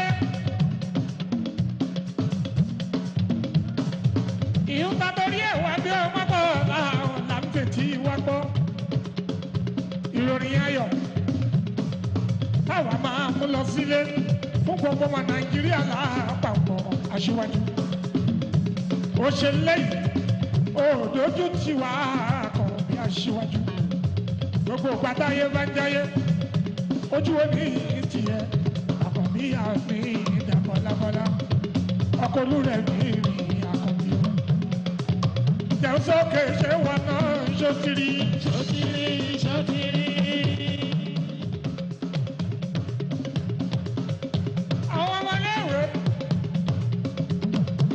gbogbo abiyamọ yé àwọn ìṣòwò ọlọ́jà pátápátá ní gbogbo Nàìjíríà gbogbo wọn dùnú sí Àkànbí aṣíwájú. Ọlọ́run wá túbọ̀ fún ẹ ṣe Àkànbí o máa ṣe bó ṣe ń ṣe lọ máma yí wá ẹ padà aṣíwájú. Àkànbí kì í kan kò ní ṣe.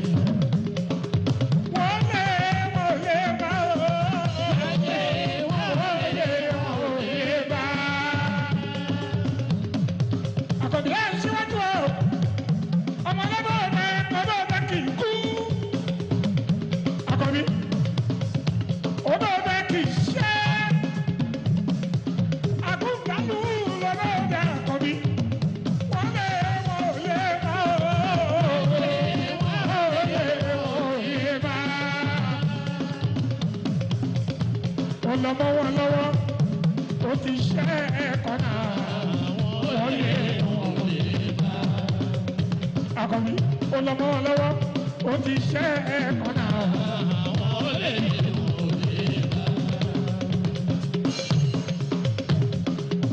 Olọ́mọ lọ́wọ́ ó ti ṣẹ́ ẹ̀kọ́ náà. Ọmọ Níkòyí ẹ̀ṣọ́ Ìkòyí pàtẹ tí ò rí kúsá. Ọmọ Níkòyí pàtẹ pẹ̀lẹ́pẹ̀lẹ́ wọn lójú ogun. Àkọ́bí ẹ̀ ṣíwájú o. Àgọ́ ìdádùn lọ bá ọbẹ̀. Ọmọ Aníṣẹ́rẹ́. Aníṣẹ́rẹ́ ń pààyàn òkùnkùn. Ìṣàwádìí ó tẹ̀lé ìbòde. Aníṣẹ́rẹ́ ń pààyàn òkùnkùn. Ìṣàwádìí ó tẹ̀lé ìbòde.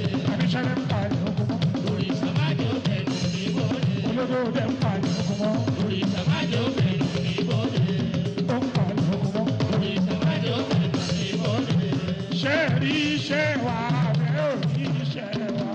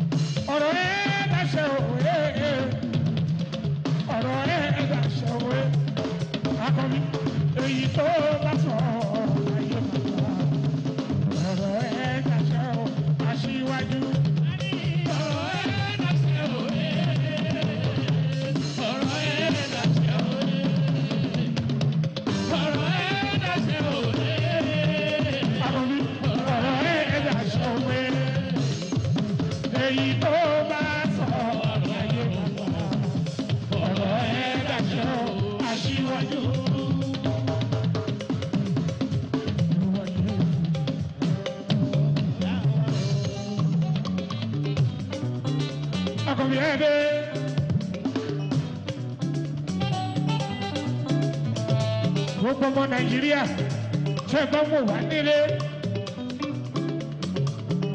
Èyí táwa ń wílé rè bàbá ní sùúrù gbogbo tí ó tó ó máa ṣẹ́kù. Àìní àràbà ní Àkànbí Ọlọ́run á fún ẹ ṣe.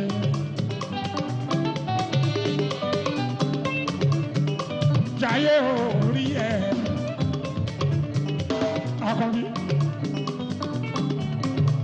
Bẹ̀rẹ̀ ṣàlẹ̀ mímọ́ péṣẹ́ ló wá ṣe. Àkànbí máa wojú ṣe ṣe ń tán lọ́hùn rán ẹ̀ o lórí ọmọ Nàìjíríà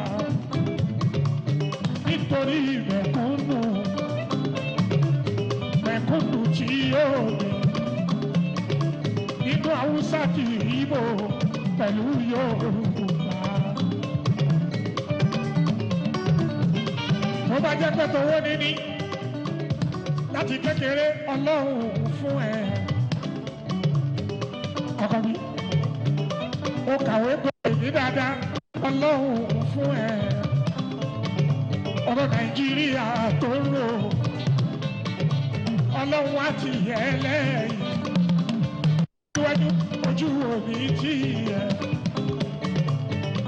A ti sọ̀rọ̀ ń bí ọ̀rọ̀ nípa títì. A ti sọ lórí education, a sọ lórí health, a ti sọ oríṣiríṣi. National Security Adviser, ó sọ security Àkànbí Adégbì.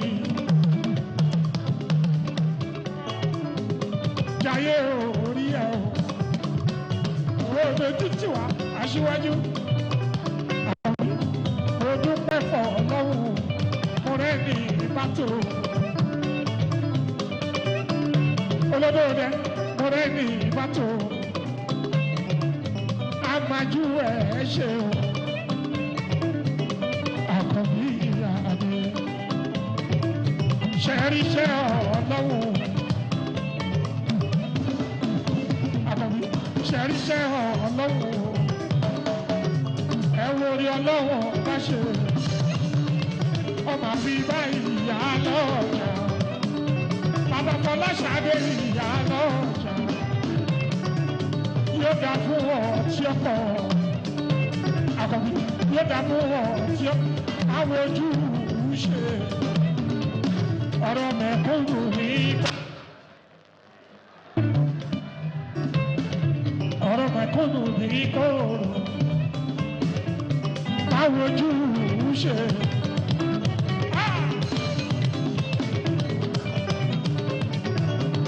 Àwọn ojú ṣe. Gbogbo ọmọ yóò bá ẹjẹ́ àpáká wa sókè.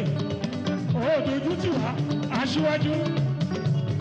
Adúpẹ́ fọ́ ọlọ́run tó bá ẹ̀ ṣe.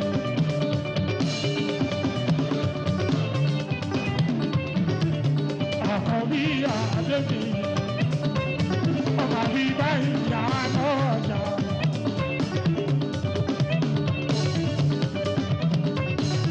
Ọmọ àbí báyìí yá lọ́jà. Ẹ̀yin tó ní ẹ lọ ní sùúrù ló ṣì máa dára. Gbogbo ọmọ Nàìjà ẹ lọ ní sùúrù ló ṣì máa dára. Gbèjògbèjò tó bá ní sùúrù. Gbogbo gbèjògbèjò tó bá ní sùúrù.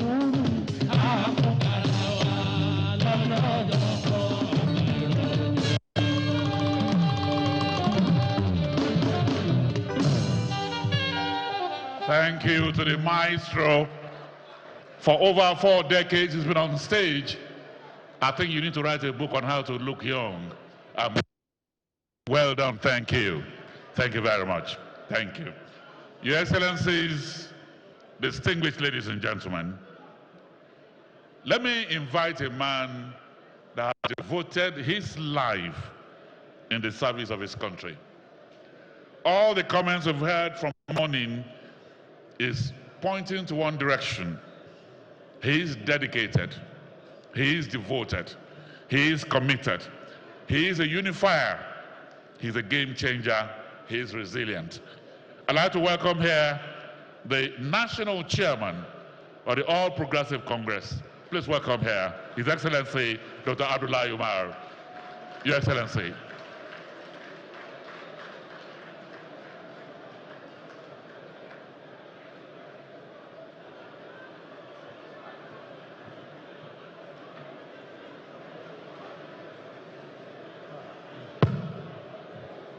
Thank you. Your Excellency, the President of the Federal Republic of Nigeria,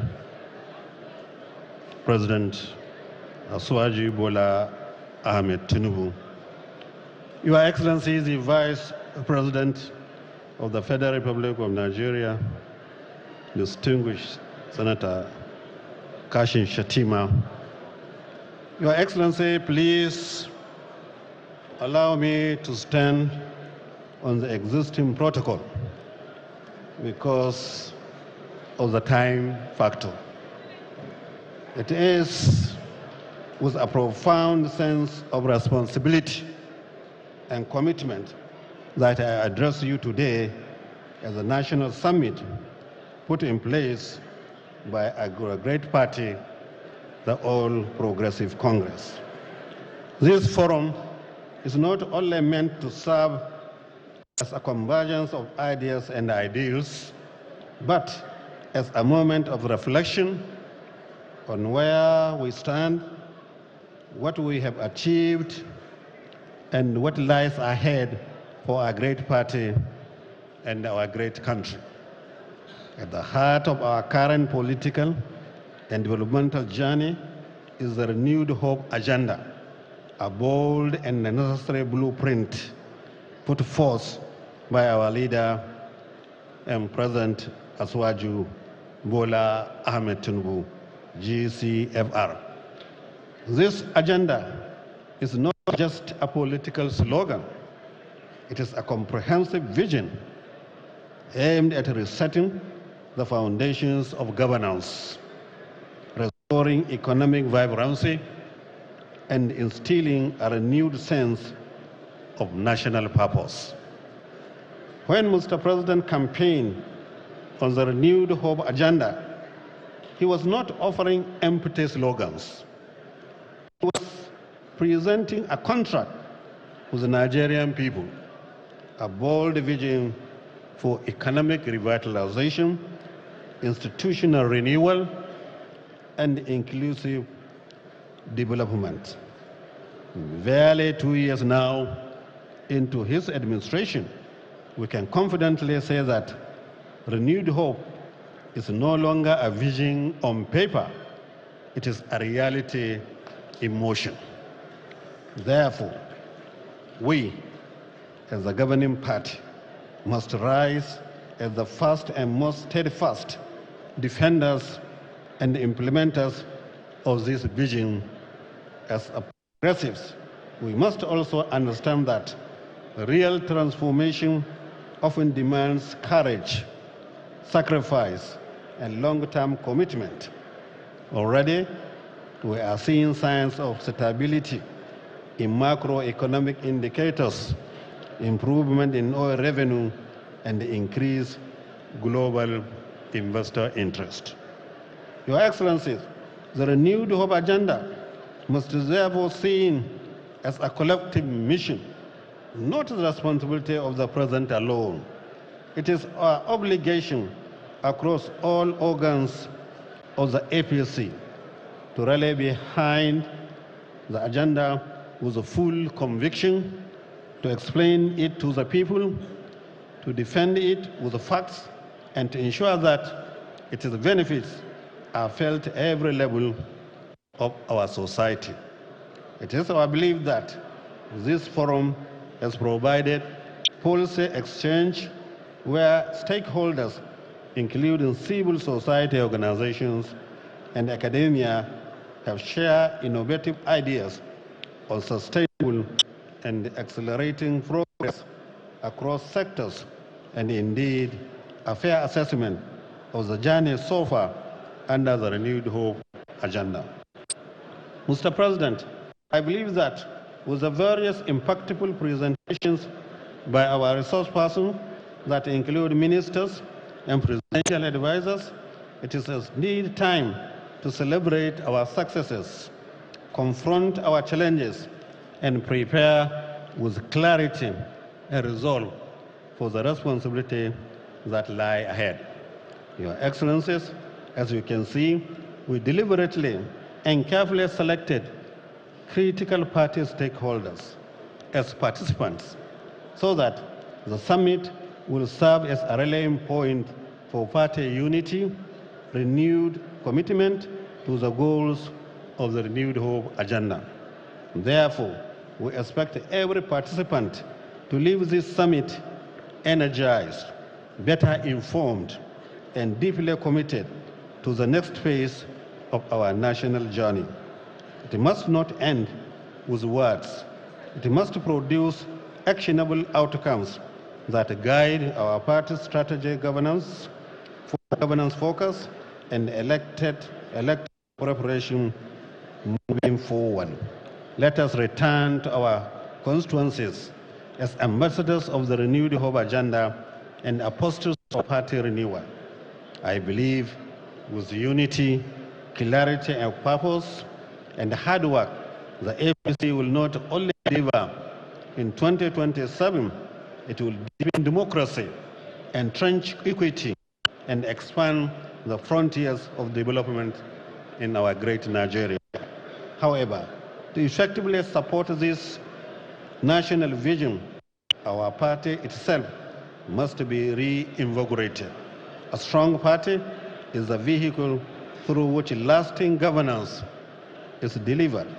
That is why we have been working on critical reforms to restructure and modernize our great party, the APC. As I stand before you, I must stress this truth. We cannot go into the future divided, unprepared, or reactive. The challenges of our nation require a cohesive, disciplined, and ideologically sound party. Our goal must not only be to win elections, but to lead with purpose, to earn the trust of Nigerians continuously, and to inspire itself in governance again. The economic revival strategy. Under the dynamic leadership of Mr. President, Nigeria has witnessed a courageous and visionary implementation of the renewed hope agenda, from the removal of fuel subsidies to the unification of the foreign exchange market, from targeted interventions in agriculture and infrastructure to bold economic reforms. This administration has taken firm steps to reposition Nigeria on the path of inclusive growth and long-term sustainability. Several short-term economic interventions have also been implemented to mitigate the initial hardships caused by bold reforms, as Nigerians have begun to experience some immediate benefits. Funds freed up and savings have been redirected towards critical sectors like healthcare, education, infrastructure, and security, and increased allocation to states and local governments. The federal government has also approved a new national minimum wage from 30,000 naira to 70,000 naira for civil servants. Initiated conditional cash transfer of 25,000 naira to 15 million vulnerable households for 3 months. Distribution of palliatives to the vulnerable households across the nation. Launching of compressed national gas initiative to provide cheaper alternative to petrol. Over 100,000 vehicles have been converted to use CNG, with plans to convert 1 million vehicles in the next 3 years. Under the renewed hope agenda, there have also been efforts to revive major infrastructural and industrial projects across the country, notably the continued expansion on the National Rail project initiated by the previous government to connect key economic zones. These include Lagos to Ibadan, Ibadan to Kaduna, Kaduna to Kano, Kano to Daura, Daura to Maradi, and Maradi to Jibia in Niger Republic. The aim is to facilitate seamless movement of goods and people, reduce traffic congestion, and boost regional trade, especially in the Northern Corridor. These are few scientific interventions by President Ahmed Tinubu, GCFR, under the renewed hope agenda. Accomplishments by the APC, a decade of impact.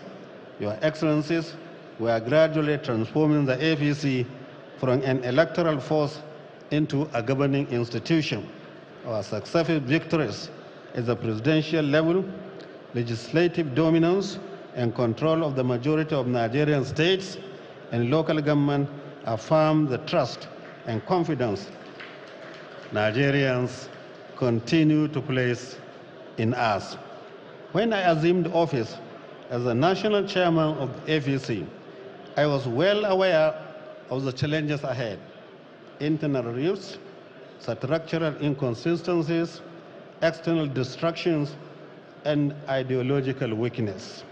But with focus, commitment, and collective effort, especially with the support of Mr. President, we are gradually stabilizing the ship, reuniting the fold, and now we are setting the party towards a clear and coordinated national vision. Thanks to Mr. President. Today, we are the ruling party in 22 states, plus one state which is in the pipeline, controlling the National Assembly and dominating local government administration in many parts of the country. Under my leadership, we have launched the Progressive Institute, which now serves as our ideological hub, a center for training, policy research, and strategic party development. Most importantly, we have ensured seamless party government alignment with the renewed hope agenda. We are currently working on a digital membership database for proper identification and inclusion of every member, a modern, transparent, and inclusive party system. APC's political strategy and the decline of the opposition. Let me say this with all sense of responsibility, that the APC is not just winning elections, it is shaping Nigeria's political destiny. Today, the opposition, especially the PDP, is gasping for breath. Leadership crisis, lack of ideology, and serial defections have reduced it to a shadow of its former self. The so-called largest party in Africa is now struggling to maintain relevance in Nigeria. We welcome those who are ready to embrace a new vision. But make no mistake, the APC will continue to grow not on our desperation, not out of desperation, but because of its record of performance, its strategic leadership, and its resonance with the aspirations of Nigerians. Political expansion and membership drive. Your Excellencies, dear members of our party, the APC has welcomed thousands of new members, including high-profile opposition figures and grassroots mobilizers. Most recently, we have welcomed to the APC the Executive Governor of Delta State, His Excellency Right Honorable Sheriff Francis Obrowevri.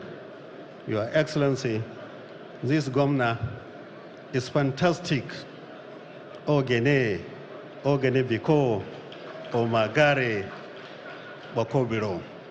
We also like to welcome Senator Ned Munir Nwoko, Senator representing Delta North Senatorial District, former Governor, His Excellency Dr. Efenyi Okowa, and virtually all legislators in both state and national levels. We have also welcomed Senator representing Kano South, Senator Kaw Abdurrahman Sumela, and some members of the National Assembly from the opposition New Nigerian Party. 3 senators from Kebbi State, Senator Adamu Aleru, Kebbi Central, Senator Yahya Abdullahi, Kebbi North, and Senator Garba Maidoki, Kebbi South, as well as Honorable Christopher Maikalangu, the Executive Chairman of Abuja Municipal Area Council, whose over 30,000 FCT residents from the PDP. This is a testament to our growing appeal. Your Excellency, we would like to inform you that FCT for a long time has been governed by an opposition party. We assure you, through our political dexterity and through our resilience, through our constructing various village development bridges, we assure you we shall turn the tide in favor of our ruling party, the APC. Mr. President, sir, our doors remain open, but we are not compromising on dispelling all the progressive ideals on which this party was founded. As a party, the APC remains open to reconciliation, reintegration, and re-engagement with any stakeholder willing to place national interest above personal ambition. We believe in political maturity, and we understand that Nigeria's challenges require collaboration and not isolation.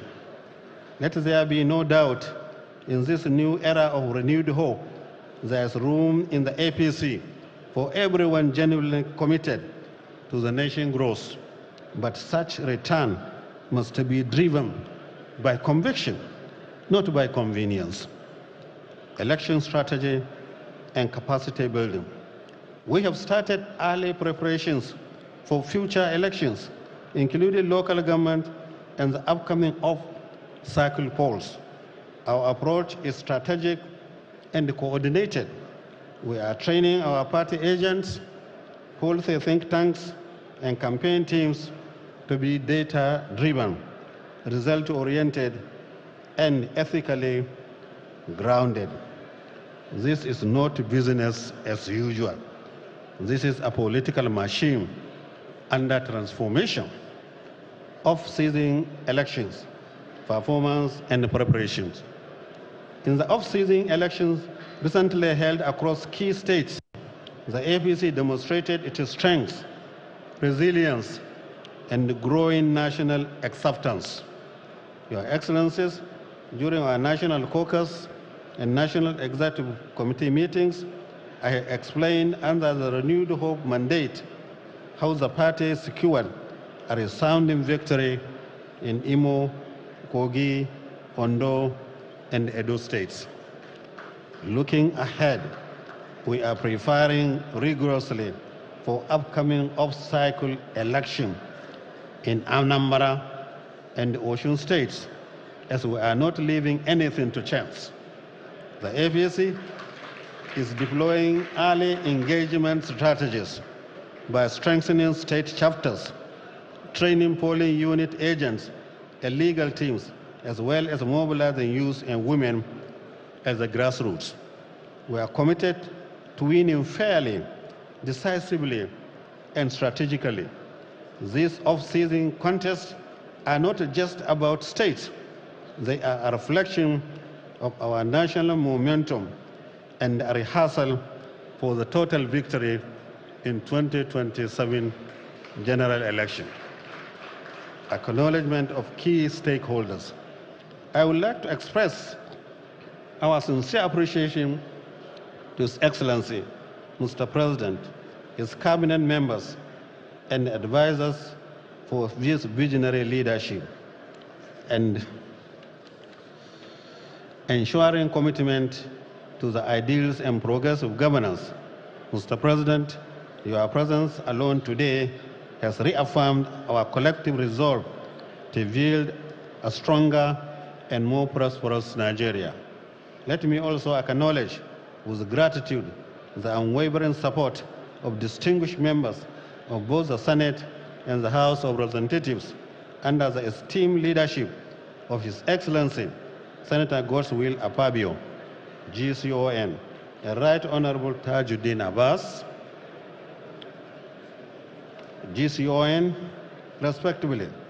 Your partnership and legislative backbone have been instrumental in advancing reforms that empower the people and strengthen our democracy.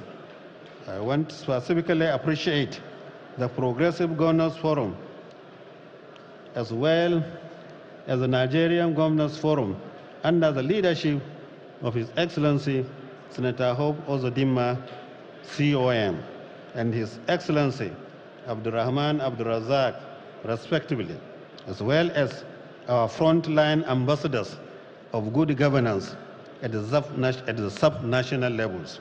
These distinguished leaders have not only upheld the ideals of the APC in their various states, but they have also served as pillars of stability, innovation, and national unity. In moments of national challenge, the PGF has consistently supported the party's national structure, played critical roles in election management, and championed progressive policies in line with our party manifesto. A call to unity and preparation. Your Excellencies and dear members of our party, the journey so far is far from over. We must not become unworried. Now is the time to deepen our grassroots mobilization, embrace party discipline, and support the president's agenda with solid loyalty.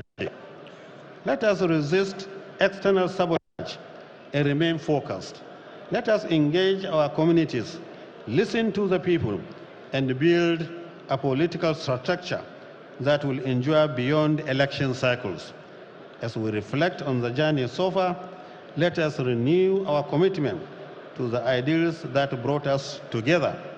Let us unite behind our leaders, especially Mr. President, support our policies and vision, and deliver the renewed hope agenda that every Nigerian deserves.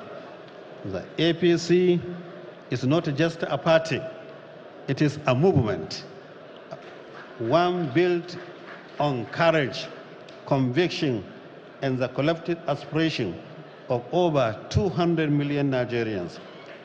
The APC is here to stay. The APC under my watch is reformed, energized, and expanding. The renewed hope agenda is delivering on its promise. The future of Nigeria lies with a strong, stable, and progressive APC.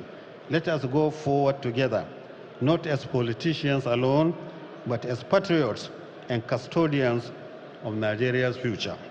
I urge all party faithful to remain focused, committed, and ready for the long journey ahead. The renewed hope agenda needs political reinforcement. It needs a strong and united party. It needs every one of you.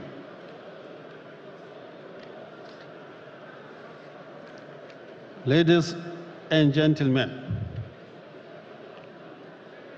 with these brief remarks, and also having painstakingly listened to the accolades and endorsement of His Excellency, President Bola Ahmed Tinubu, by all party stakeholders at this summit, it is now for me to invite members of the National Working Committee who are here to be here with me so that we listen to the mother of all endorsements. There is no doubt we have to thank the Governor of Progressive Governors Forum. We have to thank the leadership of the National Assembly, the Senate President, the Right Honorable Speaker, House of Representatives, and all other stakeholders who join various sectors of our party for the endorsement. But now, open your eyes and ears wider. As the chairman of the party, and on behalf of the National Working Committee, the only recognized platform, I believe, legally, the only recognized platform to field a candidate in any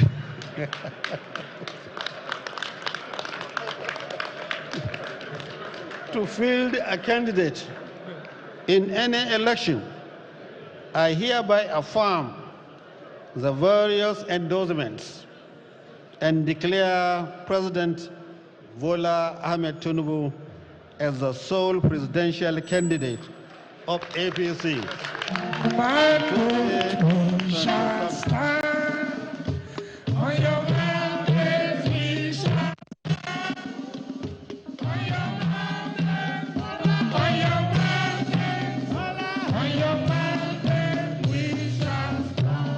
shall stand. On your mandate we shall stand. We shall stand. On your mandate, on your mandate, on your mandate we shall stand. Ẹ jẹ́ ká jí gbogbo ọkàn tó sùn lọ. Mo fara mọ́, mo ti fara méjì sí. Mo fara mọ́. Ká jí gbogbo ọkàn tó sùn lọ. Mo ti fara méjì sí. Mo fara mọ́. Ẹ jẹ́ ká jí gbogbo ọkàn tó sùn lọ. Mo fara mọ́, mo ti fara méjì sí. Thank you. Thank you.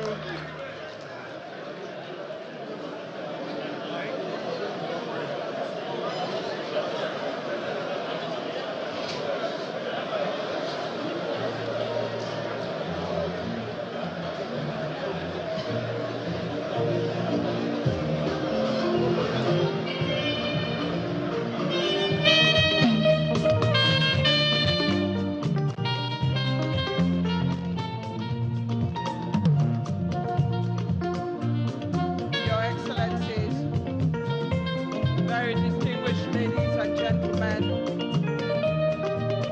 what an afternoon it has been. We want to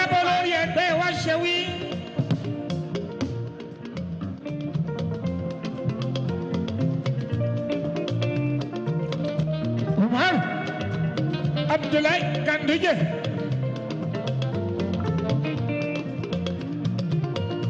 Torí olórí ìlú Nàìjíríà.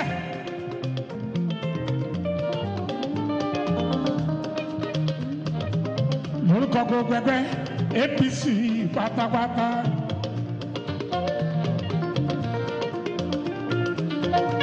Gbogbo APC wọ́n ní ká síwájú Àkànbí máa bá àṣẹ lọ.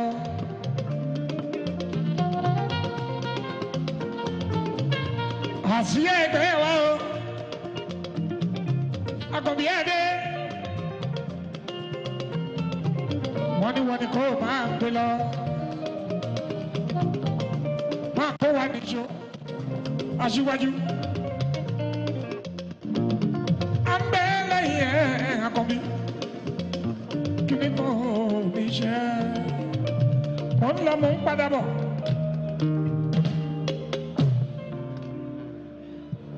ẹ ṣé àdúpẹ́, ẹ ṣé gan.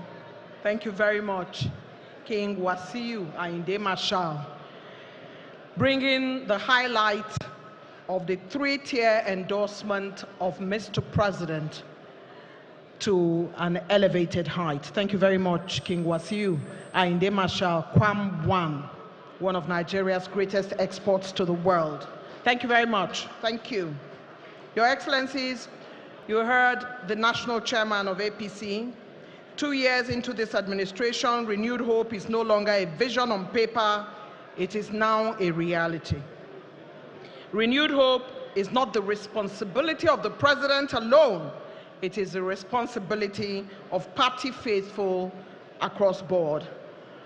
It is today that you heard at this summit, whose theme is Renewed Hope Agenda, the journey so far, the scorecard of some of the ministers, the scorecard of the National Security Advisor on the security apparatchik and apparatus of Mr. President, where there's Operation Delta Safe, which is helping bring down cost of production, and also the fact that we have significant gains, enhanced security operations. You heard from other ministers, but I'd like to say here that we know that the panel was jettisoned and also some of the speakers were jettisoned. APC is a big party. There is enough room for that discourse to continue. We know that the scorecard of the APC will continue to be said and spoken in different rooms across the country.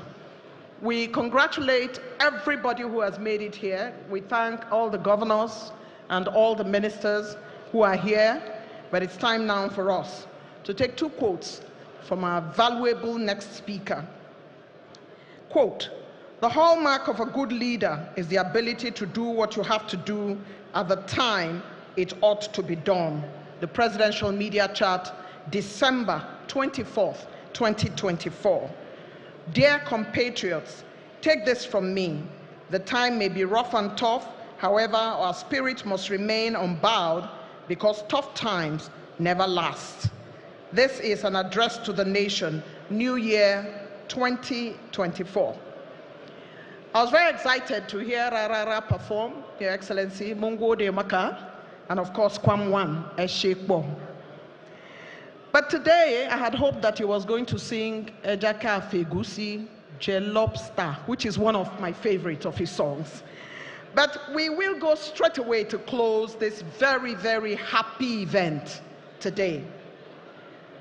President of Africa's most populous nation, a nation described across board as a talent factory. He leads, he meets other world leaders for Nigeria, strategist, leader of men and women, politician, party man, who has received multiple votes of confidence from his party today. It is now my singular honor and privilege to invite the President of the Federal Republic of Nigeria, His Excellency President Bola Ahmed Tinubu.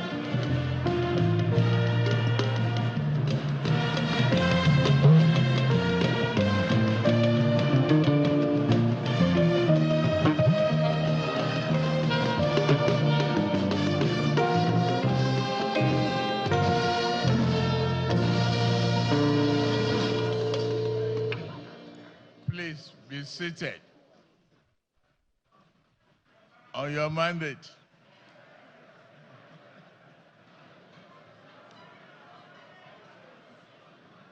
Let me, from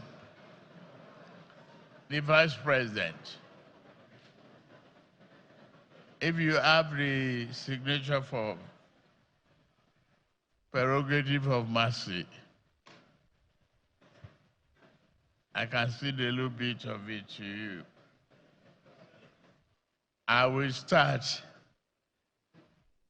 this protocol excusing you because we are a tic-tac team.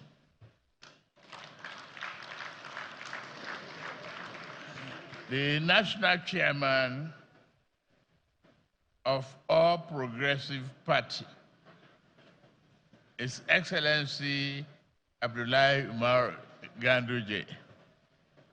Thank you for putting this together. Thank you very, very much.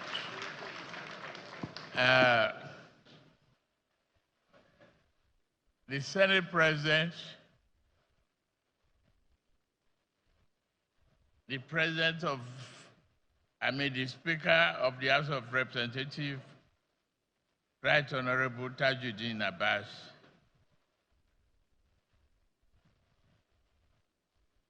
Chairman members of Progressive Governors Forum,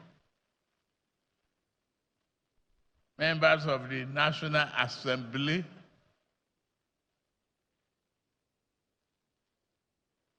the Secretary to the Government,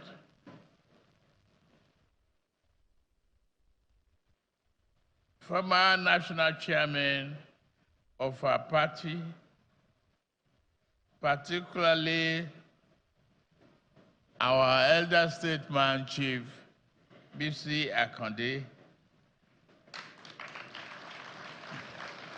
and Raymond Olusegun Oshoba, who was able to cross his leg at 80.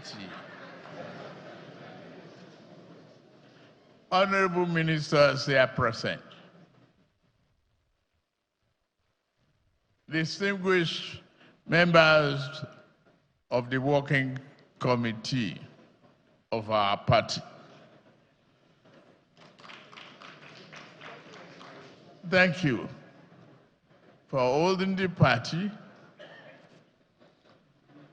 for using the broom as it's supposed to be used. Swim the dirty past keep a clean house, bring all the hope together, working as a team.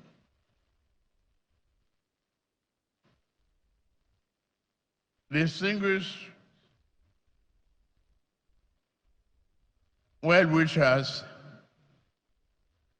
let me reassure those who are just new members of the Progressive Crusade.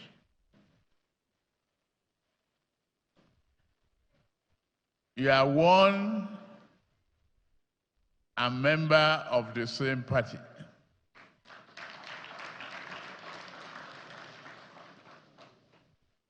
I could see Shema too. I could see my old friend Amebute was in detention with me. All of you, today is a great day. Evaluating the scorecard and reviewing how far we moved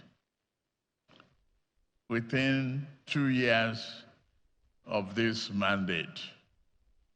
It is a great joy for me to listen to the team, listen to the party, and making sure that you are resilient, you are on the front line, propagating the hope and aspiration of Nigerians. Equally,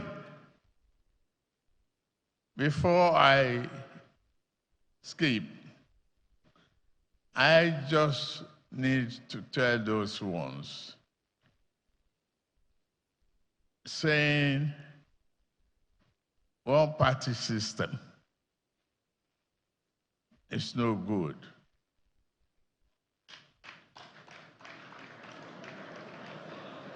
It's one party ruling and driving the aspiration of Nigerians.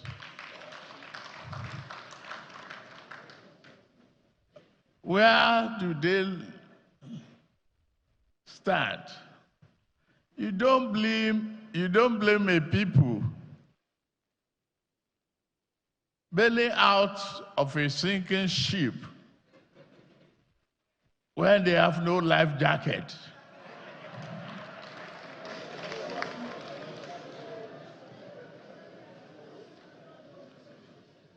I'm glad of what we have, and I'm expecting more to come.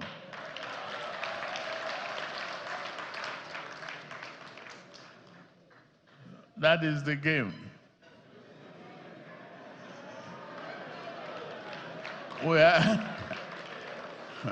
We are in a constitutional democracy. Don't forget the freedom of movement and the freedom of association is not criminally punishable. Welcome to the progressives. Sweep them clean.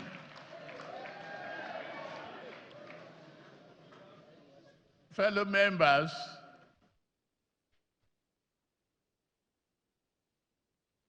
of our great party and compatriots, I stand before you today at this National Policy Summit, put together by our party, brimming with profound gratitude for the sacred mandate you entrusted me with in the past 2 years. I thank you all for your unrelenting support and belief in the grand vision that we share to uplift our nation and renew our hopes and aspirations. I thank every one of you. I'm thoroughly inspired. We have We are just halfway through the journey that began almost 24 months ago. Therefore, this summit offers our administration the opportunity to present our scorecard. You've evaluated it. You've enumerated how far we've been. The faithfulness, the Nigeria assessing how far we have progressed in steering our country along the critical path of our socio-economic development. 2 years ago, we embarked on this journey, propelled by a burst of hope and abiding faith in Nigeria and unity and progress. Together, we pledge to confront Nigerian challenges head-on by rebuilding the trust, fostering prosperity, and restoring our nation's economic health. Today, I am proud to affirm that our economic reforms are working.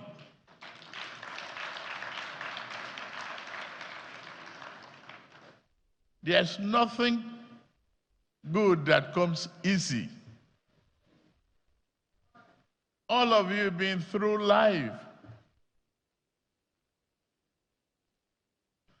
I only throw a little casual decision to make it easy at the beginning. The subsidy is gone and was gone. It was gone for the good of this country. We couldn't just afford to spend the future of our children and unborn babies ahead of their birth. You don't commit abortion after the baby is born. That's murder. Through our Renew Hope agenda, our administration pledged to tackle economic instability, improve security nationwide, reduce corruption, reform governance, and lift our people out of poverty. How fast will you have reconstructed this country? If you allow the arbitrage in the exchange rates to continue, that is the grandmother, father of corruption. You could see FCC recovering over 750 something houses from one person. Locally here.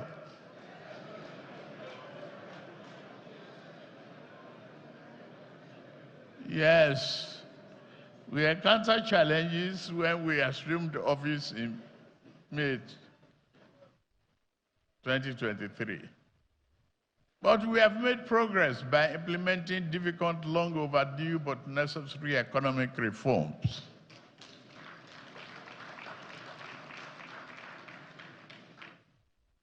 We have removed corruption-leading arbitrage, fuel subsidy, eliminating the arbitrage-driven multiple foreign exchange, together with our far-reaching tax reform. I hope the bills are passed and will be on their way. Senate President, Speaker, where are those tax reform bills? Because of the reforms, our country now attracts greater foreign direct investment that will ultimately create jobs and produce much needed goods and services that will significantly improve the standard of living of our people. Implementing these reforms, we invariably offered powerful offended powerful elites. I can tell you at this junction. At that particular time, I got addicted to reading all the criticism and watching more televisions to see their comments. Those selfish elites today must salute the courage of every one of you. Salute Nigerians for their perseverance, their patience, their resiliency. Thank our brothers who stood firmly believing us.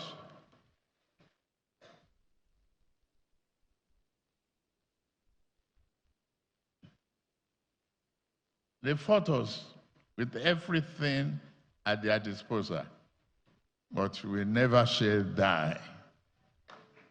We are on. Thank you very much to all of you. The ordered foods are back in the market.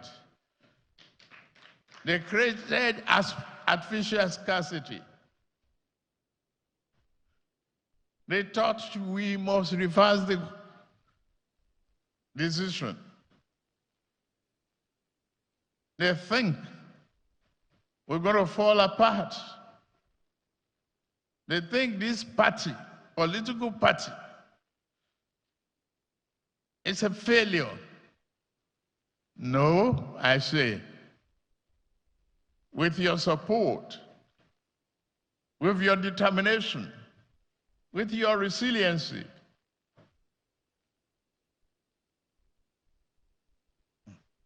we just believe in our democracy.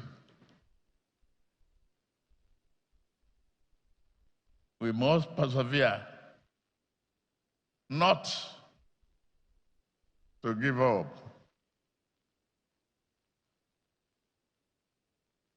Not because I simply say so, but because it is correct. It is not the easy way out to bankrupt the nation and leave our houses to fall apart, our road disintegrated. It's a shame if today there are communities without potable water. It is a shame that self-serving elites will not think about out-of-school children. They can concoct anything they want,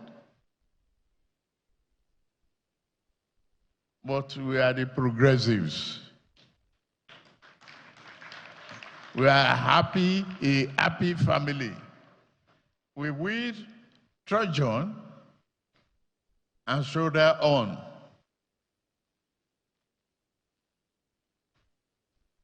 We will continue to work hard. And that is my promise to you. Listening to you, the people. And the representative of our conscience and what we must do are here. In every constitution, the privilege is with the people. And you are the people.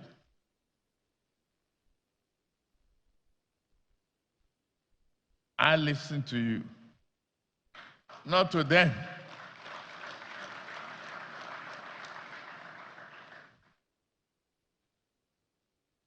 We have the opportunity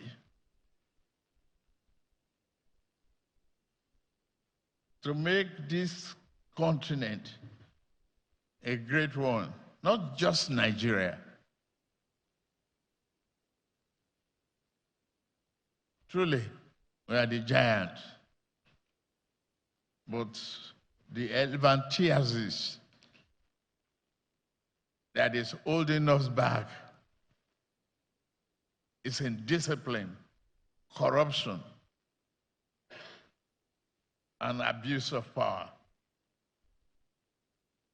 Again, I urge you to stay the course, not because it is easy, but because it is the only way we can shatter the barriers erected to prevent us from realizing the economic development that has always been our natural right to enjoy.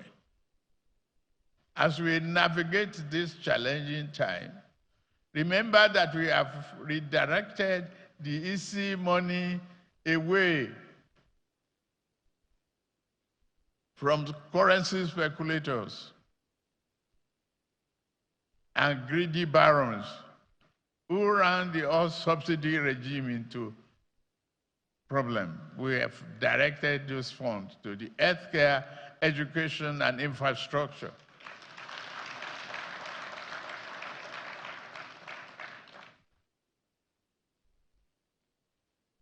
They will continue to abuse, criticize us. Keep faith, my dear brothers and sisters. Be courageous. Confront them. To those who are still contemplating, bail out of their ships.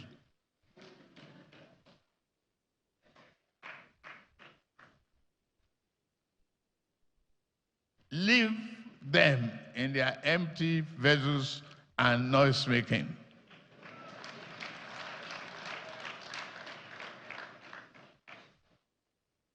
The country is yours. Hold on to it tightly and greatly.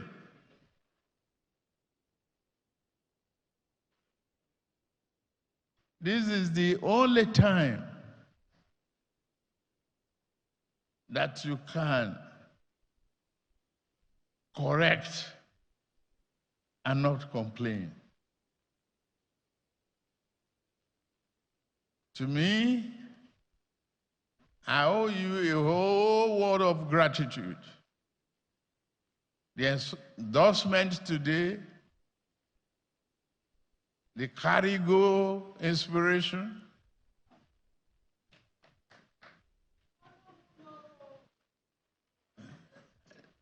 I know road.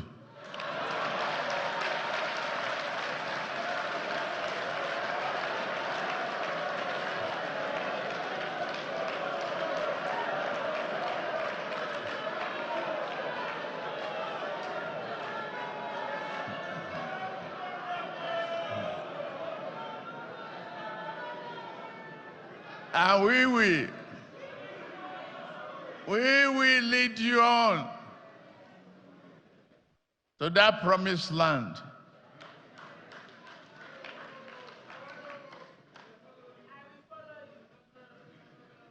The resuscitation of Nigeria economy is on course, is here.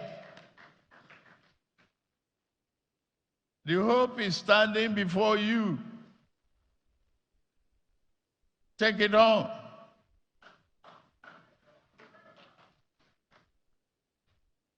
You are the leaders and the conscience of this country. Nigeria will be industrialized. We will achieve our goals. If only the first 2 years were where we are at today, then the next few years will be great.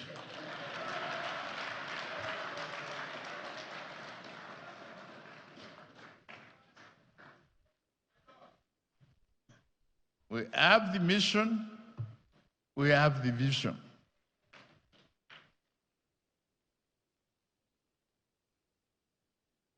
To many of you, I cannot offer the political positions, but be patient.